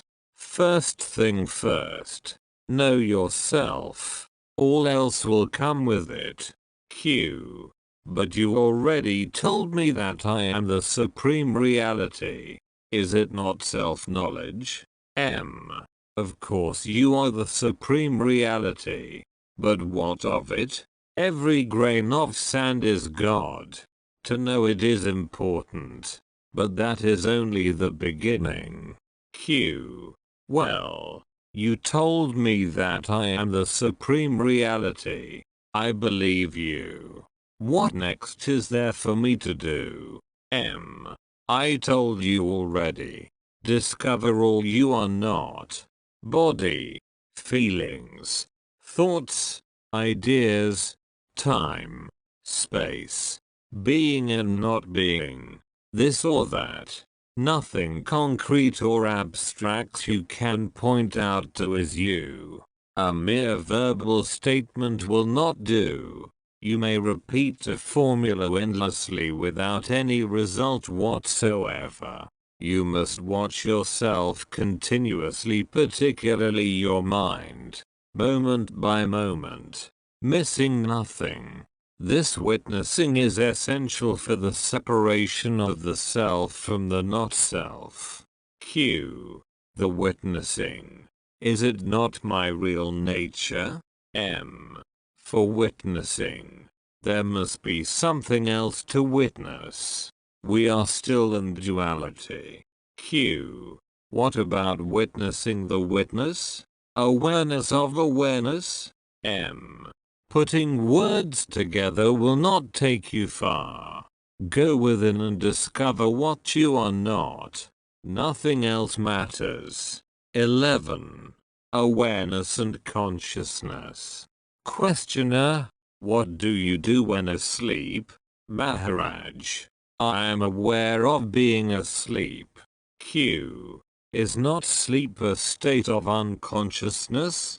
M. Yes. I am aware of being unconscious. Q. And when awake, or dreaming, M. I am aware of being awake or dreaming. Q. I do not catch you. What exactly do you mean? Let me make my terms clear. By being asleep I mean unconscious. By being awake I mean conscious.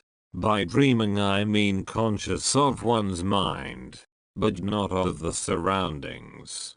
M. Well, it is about the same with me. Yet, there seems to be a difference.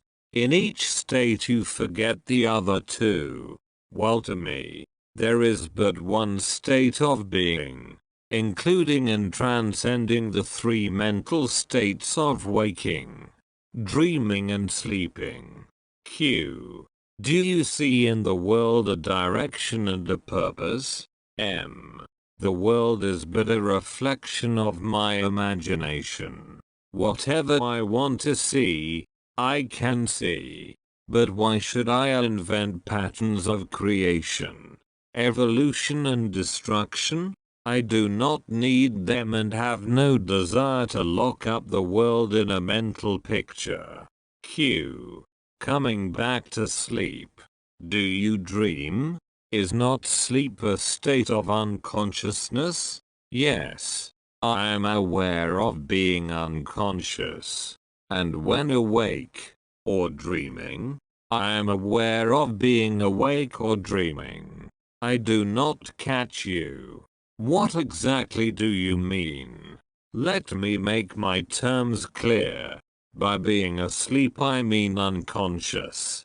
By being awake I mean conscious. By dreaming I mean conscious of one's mind, but not of the surroundings. M. Of course. Q. What are your dreams? M. Echoes of the waking state. Q. And your deep sleep? M. The brain consciousness is suspended. Q. Are you then unconscious? M. Unconscious of my surroundings? Yes. Q. Not quite unconscious? M. I remain aware that I am unconscious. Q. You use the words aware and conscious. Are they not the same? M. Awareness is primordial.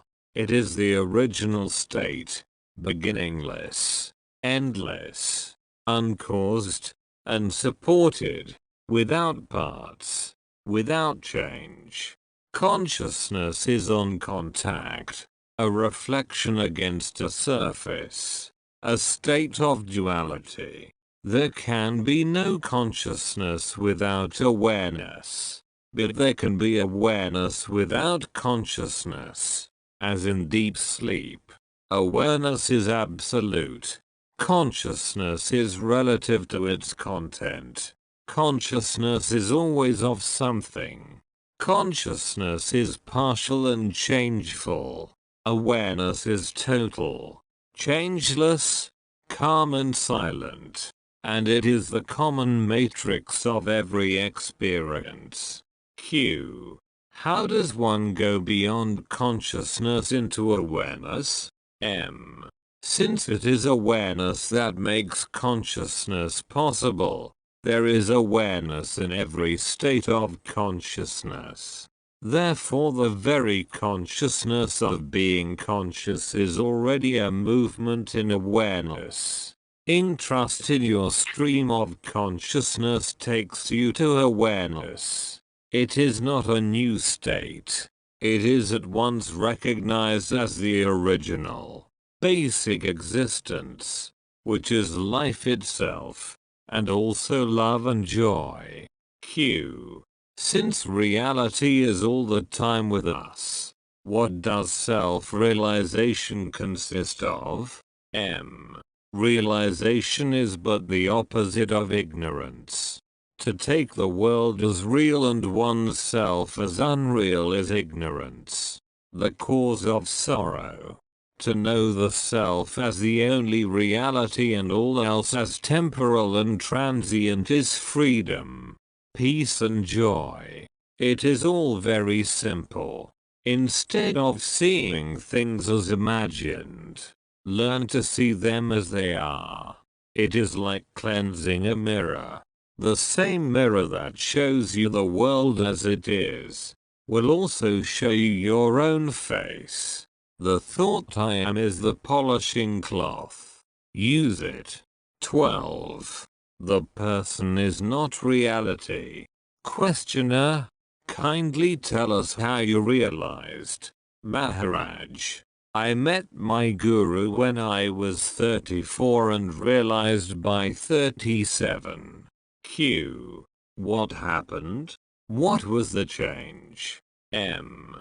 Pleasure and pain lost their sway over me. I was free from desire and fear. I found myself full, needing nothing. I saw that in the ocean of pure awareness, on the surface of the universal consciousness, the numberless waves of the phenomenal worlds arise and subside beginninglessly and endlessly. As consciousness, they are all me. As events, they are all mine.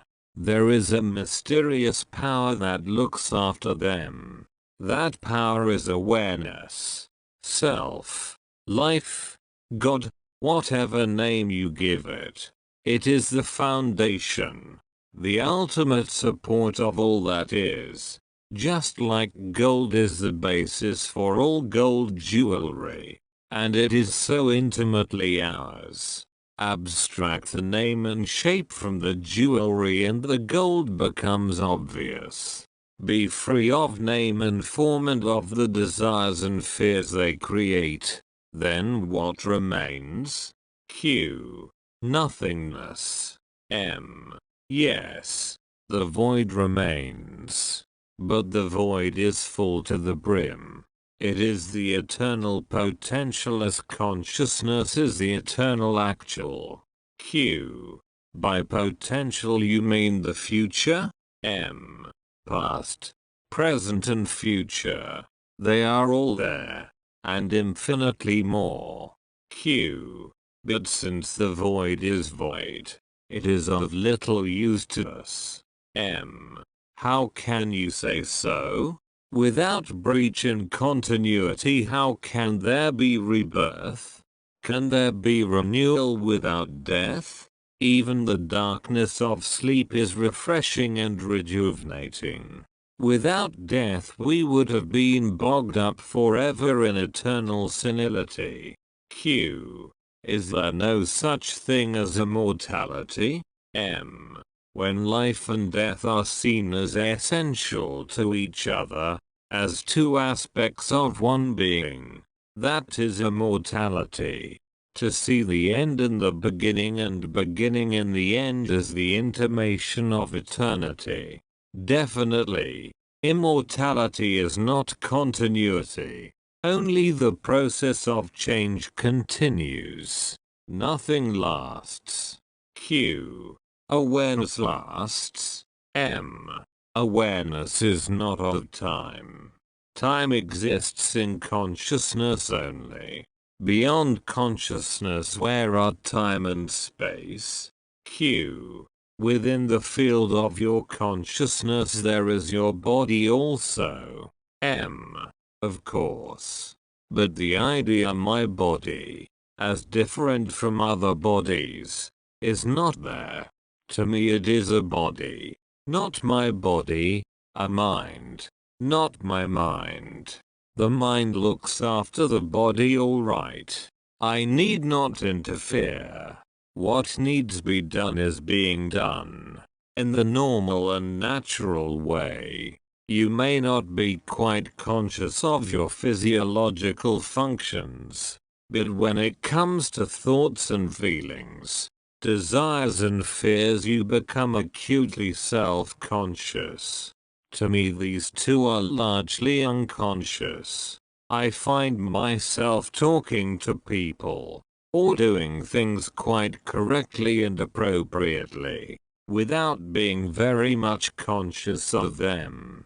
It looks as if I live my physical, waking life automatically, reacting spontaneously and accurately.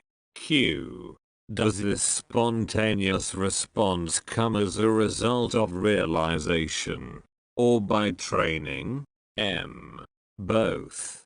Devotion to your goal makes you live a clean and orderly life, given to search for truth and to helping people, and realization makes noble virtue easy and spontaneous, by removing for good the obstacles in the shape of desires and fears and wrong ideas.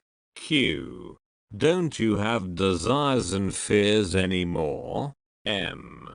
My destiny was to be born a simple man, a commoner, a humble tradesman, with little of formal education. My life was the common kind, with common desires and fears.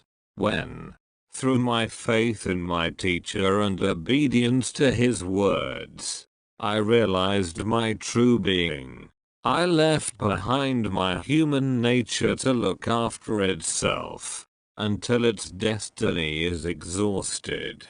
Occasionally an old reaction, emotional or mental, happens in the mind, but it is at once noticed and discarded. After all, as long as one is burdened with a person, one is exposed to its idiosyncrasies and habits. Q. Are you not afraid of death? M. I am dead already. Q. In what sense? M. I am double dead. Not only am I dead to my body, but to my mind too. Q. Well, you do not look dead at all. M. That's what you say. You seem to know my state better than I do. Q. Sorry, but I just do not understand. You say you are bodiless and mindless, while I see you very much alive and articulate. M. A tremendously complex work is going on all the time in your brain and body. Are you conscious of it? Not at all.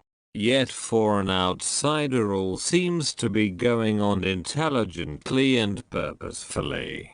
Why not admit that one's entire personal life may sink largely below the threshold of consciousness and yet proceed sanely and smoothly? Q. Is it normal? M. What is normal? Is your life obsessed by desires and fears, full of strife and struggle, meaningless and joyless? Normal? To be acutely conscious of your body? Is it normal? To be torn by feelings, tortured by thoughts? Is it normal? A healthy body, a healthy mind live largely unperceived by their owner.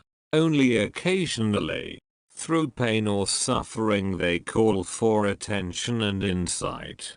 Why not extend the same to the entire personal life?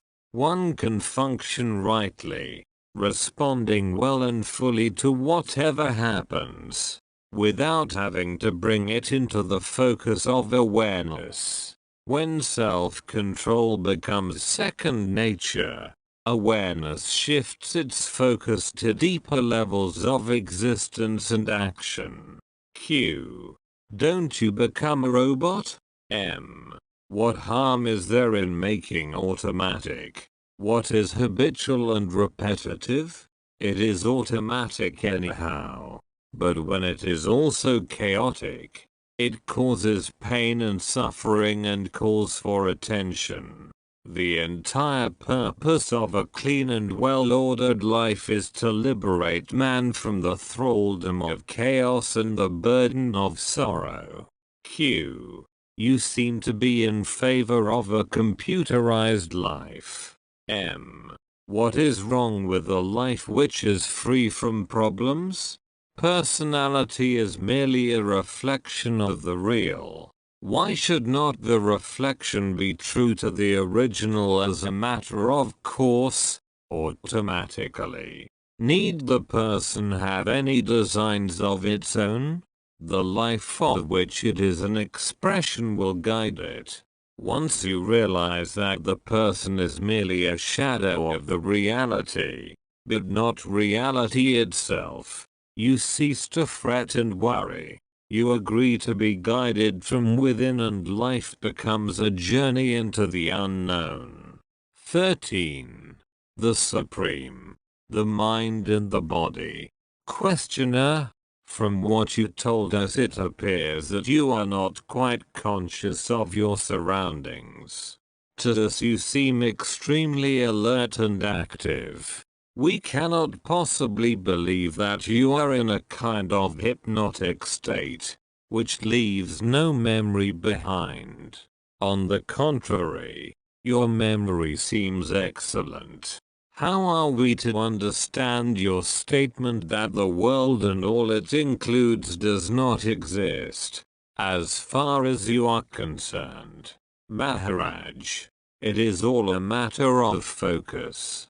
Your mind is focused in the world. Mine is focused in reality. It is like the moon in daylight. When the sun shines, the moon is hardly visible. Or, watch how you take your food. As long as it is in your mouth, you are conscious of it. Once swallowed, it does not concern you any longer.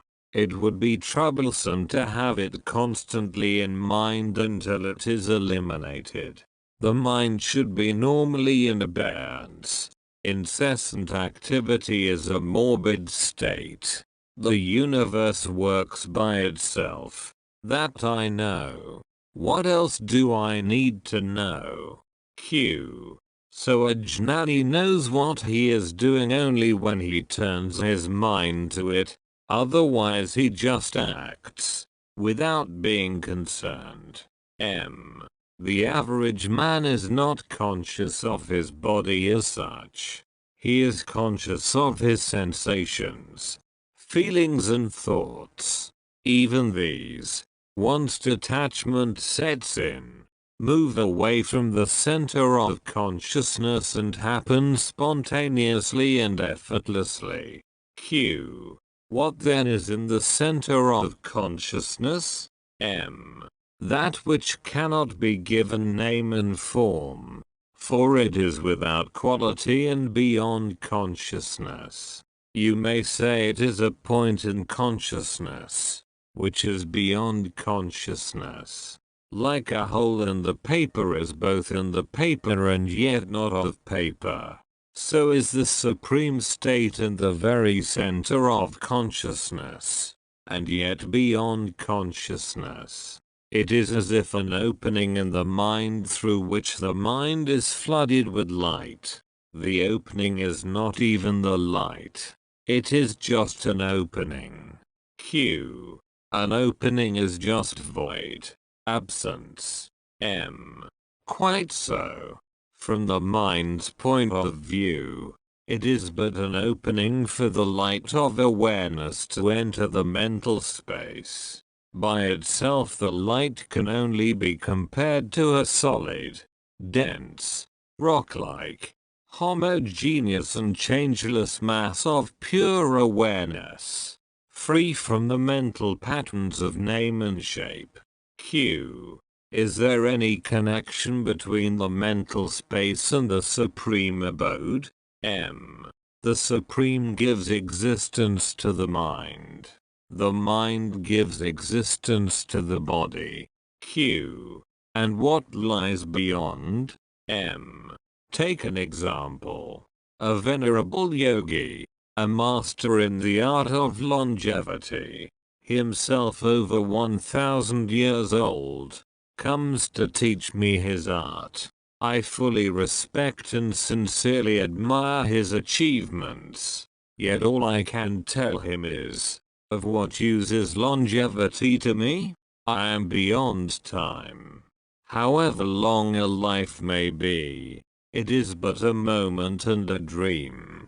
In the same way I am beyond all attributes.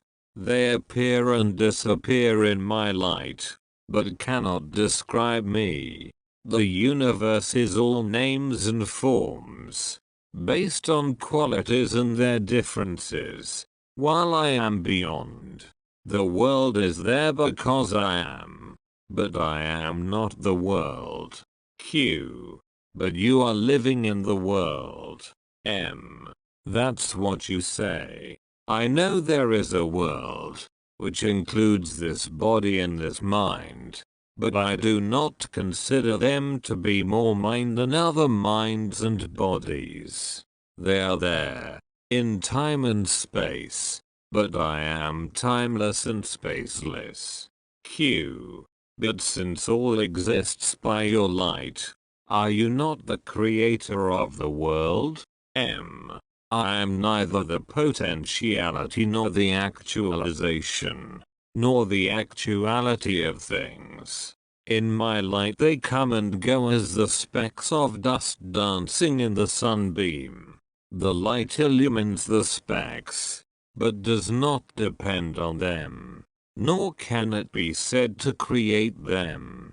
It cannot be even said to know them. Q. I am asking you a question and you are answering. Are you conscious of the question and the answer? M. In reality I am neither hearing nor answering. In the world of events the question happens and the answer happens. Nothing happens to me. Everything just happens. Q. And you are the witness? M. What does witness mean? Mere knowledge. It rained and now the rain is over. I did not get wet. I know it rained, but I am not affected. I just witnessed the rain. Q. The fully realized man, spontaneously abiding in the supreme state, appears to eat, drink and so on. Is he aware of it, or not? M. That in which consciousness happens, the universal consciousness or mind, we call the ether of consciousness. All the objects of consciousness form the universe. What is beyond both, supporting both, is the supreme state, a state of utter stillness and silence. Whoever goes there, disappears. It is unreachable by words, or mind. You may call it God, or Parabrahman, or Supreme Reality, but these are names given by the mind. It is the nameless, contentless, effortless and spontaneous state, beyond being and not being. Q. But does one remain conscious? M. As the universe is the body of the mind, so is consciousness the body of the Supreme. It is not conscious, but it gives rise to consciousness. Q. In my daily actions much goes by habit, automatically. I am aware of the general purpose, but not of each movement and detail. As my consciousness broadens and deepens, details tend to recede, leaving me free for the general trends. Does not the same happens to a Jnani, but more so? M. On the level of consciousness, yes. In the supreme state, no. This state is entirely one and indivisible, a single solid block of reality. The only way of knowing it is to be it. The mind cannot reach it. To perceive it does not need the senses. To know it does not need the mind. Q. That is how God runs the world. M. God is not running the world. Q. Then who is doing it? M. Nobody. All happens by itself. You are asking the question and you are supplying the answer. And you know the answer when you ask the question. All is a plain consciousness. All divisions are illusory. You can know the false only. The true you must yourself be. Q. There is the witnessed consciousness and there is the witnessing consciousness. Is the second the supreme? M. There are the two. The person and the witness. The observer. When you see them as one, and go beyond, you are in the supreme state. It is not perceivable, because it is what makes perception possible. It is beyond being and not being. It is neither the mirror nor the image in the mirror. It is what is. The timeless reality. Unbelievably hard and solid. Q. The Jnani. Is he the witness or the supreme? M. He is the supreme. Of course, but he can also be viewed as the universal witness. Q. But he remains a person? M. When you believe yourself to be a person, you see persons everywhere. In reality there are no persons, only threads of memories and habits. At the moment of realization the person ceases. Identity remains. But identity is not a person. It is inherent in the reality itself. The person has no being in itself. It is a reflection in the mind of the witness. The I am, which again is a mode of being.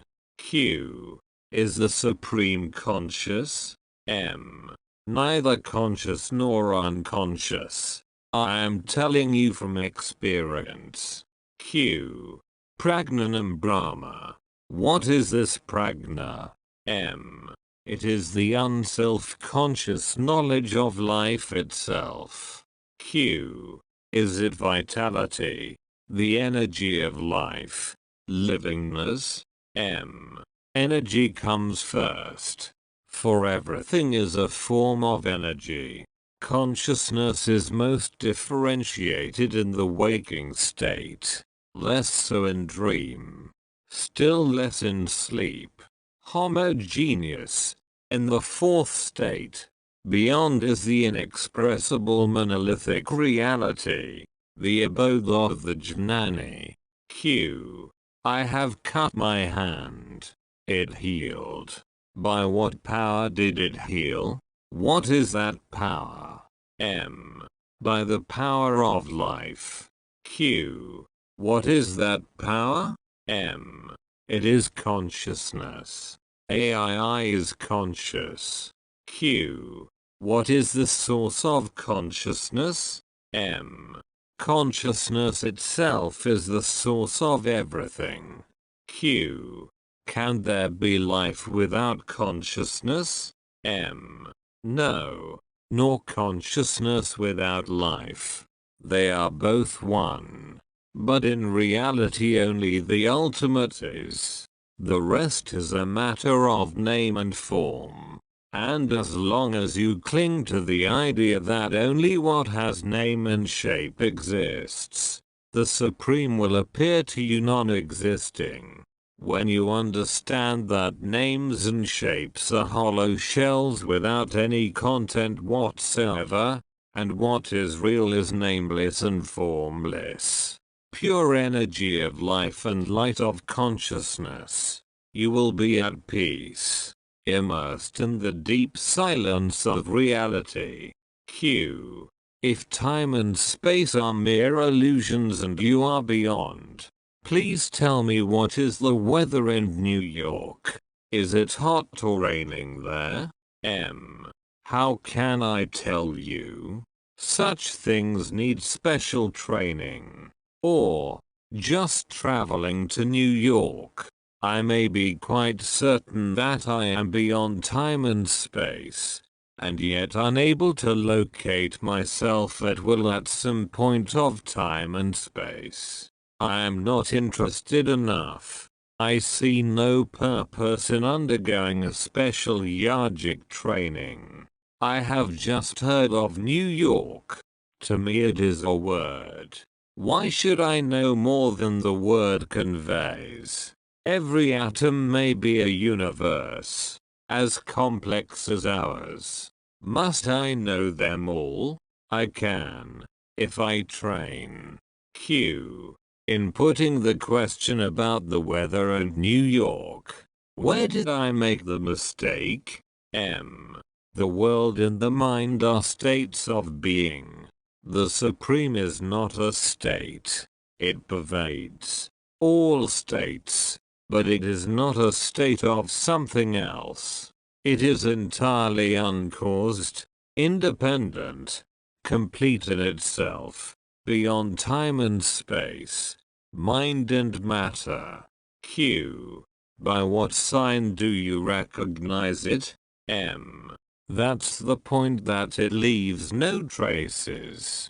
There is nothing to recognize it by. It must be seen directly, by giving up all search for signs and approaches. When all names and forms have been given up, the real is with you. You need not seek it. Plurality and diversity are the play of the mind only. Reality is one. Q. If reality leaves no evidence, there is no speaking about it. M. It is. It cannot be denied. It is deep and dark. Mystery beyond mystery. But it is, while all else merely happens. Q. Is it the unknown? M. It is beyond both, the known and the unknown. But I would rather call it the known than the unknown. For whenever something is known, it is the real that is known. Q. Is silence an attribute of the real? M. This too is of the mind. All states and conditions are of the mind. Q. What is the place of samadhi? M. Not making use of one's consciousness is samadhi. You just leave your mind alone. You want nothing, neither from your body nor from your mind. 14. Appearances and the reality. Questioner. Repeatedly you have been saying that events are causeless. A thing just happens and no cause can be assigned to it. Surely everything has a cause, or several causes. How am I to understand the causelessness of things? Maharaj. From the highest point of view the world has no cause. Q. But what is your own experience? M. Everything is uncaused. The world has no cause. Q. I am not inquiring about the causes that led to the creation of the world. Who has seen the creation of the world? It may even be without a beginning, always existing. But I am not talking of the world. I take the world to exist. Somehow, it contains so many things. Surely, each must have a cause, or several causes. M. Once you create for yourself a world in time and space, governed by causality, you are bound to search for and find causes for everything. You put the question and impose an answer. Q. My question is very simple.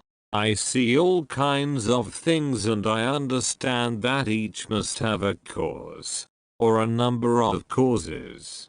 You say they are uncaused, from your point of view. But, to you nothing has being and, therefore, the question of causation does not arise. Yet you seem to admit the existence of things. but deny them causation. This is what I cannot grasp. Once you accept the existence of things, why reject their causes? I see only consciousness, and know everything to be but consciousness, as you know the picture on the cinema screen to be but light. Still, the movements of light have a cause.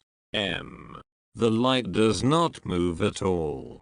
You know very well that the movement is illusory, a sequence of interceptions and colorings in the film. What moves is the film, which is the mind. This does not make the picture causeless. The film is there, and the actors with the technicians, the director, the producer, the various manufacturers. The world is governed by causality. Everything is interlinked. Of course, everything is interlinked, and therefore everything has numberless causes. The entire universe contributes to the least thing. A thing is as it is, because the world is as it is. You see, you deal in gold ornaments and I, in gold. Between the different ornaments there is no causal relation. When you melt an ornament to make another, there is no causal relation between the two. The common factor is the gold. But you cannot say gold is the cause. It cannot be called a cause, for it causes nothing by itself. It is reflected in the mind as I am, as the ornament's particular name and shape. Yet all is only gold. In the same way reality makes everything possible and yet nothing that makes a thing what it is, its name and form, comes from reality. But why worry so much about causation? What do causes matter, when things themselves are transient? Let come what comes and let go what goes. Why catch hold of things and inquire about their causes? From the relative point of view, everything must have a cause. Of what use is the relative view to you? You are able to look from the absolute point of view. Why go back to the relative? Are you afraid of the absolute? I am afraid. I am afraid of falling asleep over my so-called absolute certainties. For living a life decently, absolutes don't help. When you need a shirt, you buy cloth, call a tailor and so on. All this talk shows ignorance. And what is the knower's view? There is only light and the light is all. Everything else is but a picture made of light. The picture is in the light and the light is in the picture. Life and death, self and not self. Abandon all these ideas. They are of no use to you. From what point of view you deny causation? From the relative. The universe is the cause of everything. From the absolute, there is no thing at all. From which state are you asking?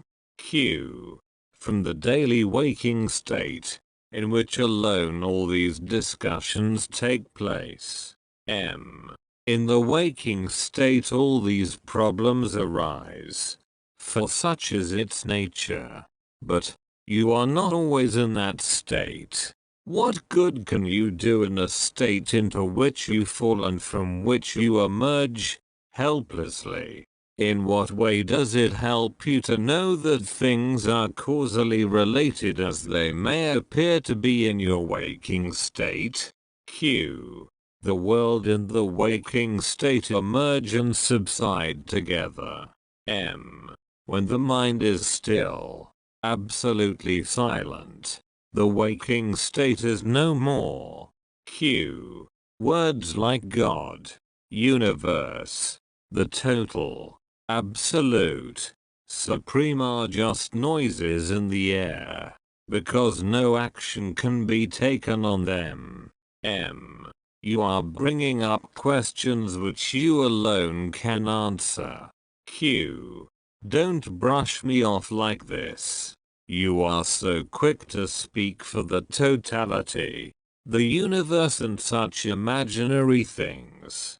They cannot come and forbid you to talk on their behalf. I hate those irresponsible generalizations. And you are so prone to personalize them. Without causality there will be no order, nor purposeful action will be possible. M. Do you want to know all the causes of each event? Is it possible? Q. I know it is not possible. All I want to know is if there are causes for everything and the causes can be influenced, thereby affecting the events. M. To influence events, you need not know the causes. What a roundabout way of doing things. Are you not the source and the end of every event? Control it at the source itself. Q. Every morning I pick up the newspaper and read with dismay that the world sorrows, poverty, hatred and wars continue unabated. My questions are concerning the fact of sorrow, the cause, the remedy. Don't brush me off saying that it is Buddhism. Don't label me. Your insistence on causelessness removes all hope of the world ever changing. M. You are confused, because you believe that you are in the world, not the world in you. Who came first? You or your parents? You imagine that you were born at a certain time and place, that you have a father and a mother, a body and a name. This is your sin and your calamity. Surely you can change your world if you work at it. By all means, work. Who stops you? I have never discouraged you. Causes or no causes, you have made this world and you can change it. Q. A causeless world is entirely beyond my control. M. On the contrary, a world of which you are the only source and ground is fully within your power to change. What is created can be always dissolved and recreated. All will happen as you want it, provided you really want it. Q. All I want to know is how to deal with the world's sorrows. M. You have created them out of your own desires and fears. You deal with them. All is due to you having forgotten your own being, having given reality to the picture on the screen. You love its people and suffer for them and seek to save them. It is just not so. You must begin with yourself. There is no other way. Work, of course. There is no harm in working. Q. Your universe seems to contain every possible experience. The individual traces a line through it and experiences pleasant and unpleasant states. This gives rise to questioning and seeking, which broaden the outlook and enable the individual to go beyond his narrow and self-created world, limited and self-centered. This personal world can be changed in time. The universe is timeless and perfect. M. To take appearance for reality is a grievous sin and the cause of all calamities. You are the all-pervading, eternal and infinitely creative awareness consciousness. All else is local and temporary. Don't forget what you are. In the meantime, work to your heart's content. Work and knowledge should go hand in hand. Q. My own feeling is that my spiritual development is not in my hands. Making one's own plans and carrying them out leads nowhere.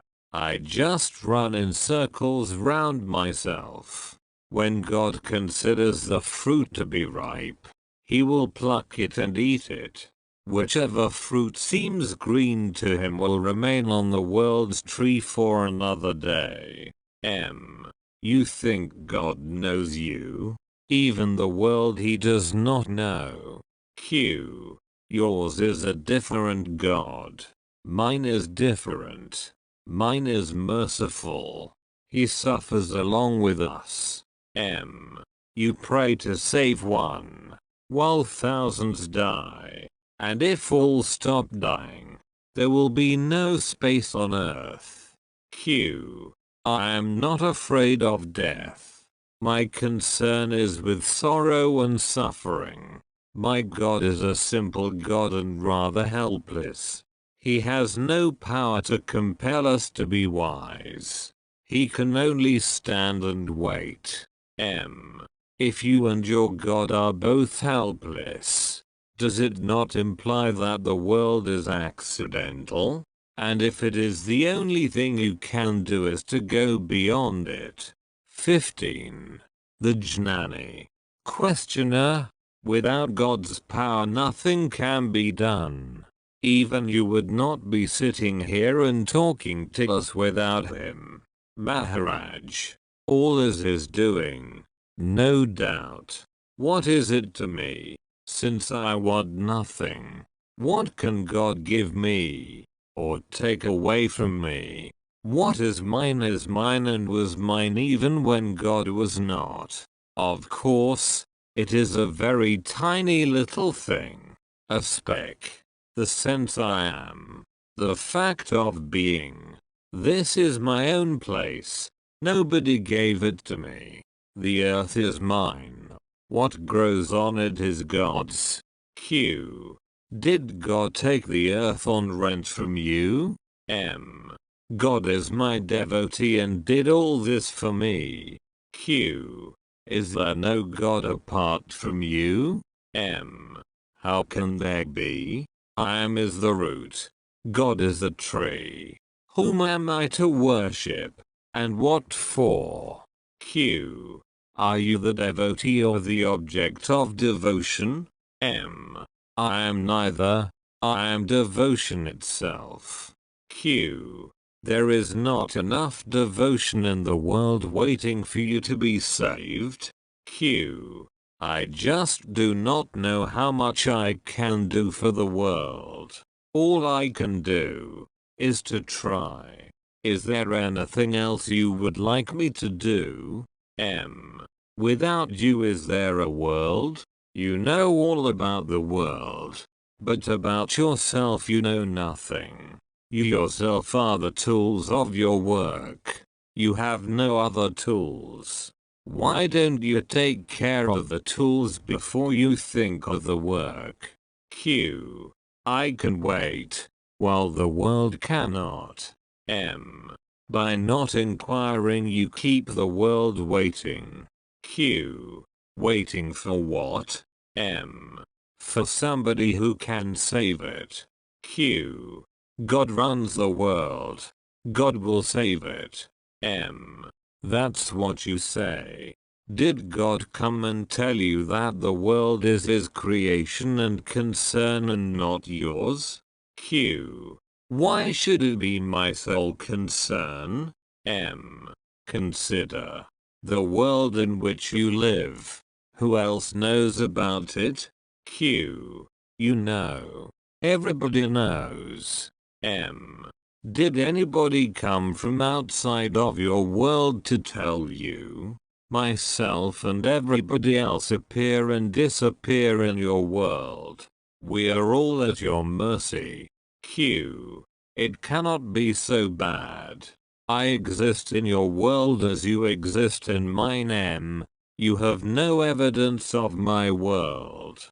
You are completely wrapped up in the world of your own making. Q. I see. Completely. But, hopelessly? M. Within the prison of your world appears a man who tells you that the world of painful contradictions, which you have created, is neither continuous nor permanent and is based on a misapprehension. He pleads with you to get out of it, by the same way by which you got into it. You got into it by forgetting what you are, and you will get out of it by knowing yourself as you are. Q. In what way does it affect the world? M. When you are free of the world, you can do something about it. As long as you are a prisoner of it, you are helpless to change it. On the contrary, whatever you do will aggravate the situation. Q. Righteousness will set me free. M. Righteousness will undoubtedly make you and your world a comfortable, even happy place. But what is the use? There is no reality in it. It cannot last. Q. God will help. M. To help you, God must know your existence. But you and your world are dream states. In dream you may suffer agonies. None knows them, and none can help you. Q.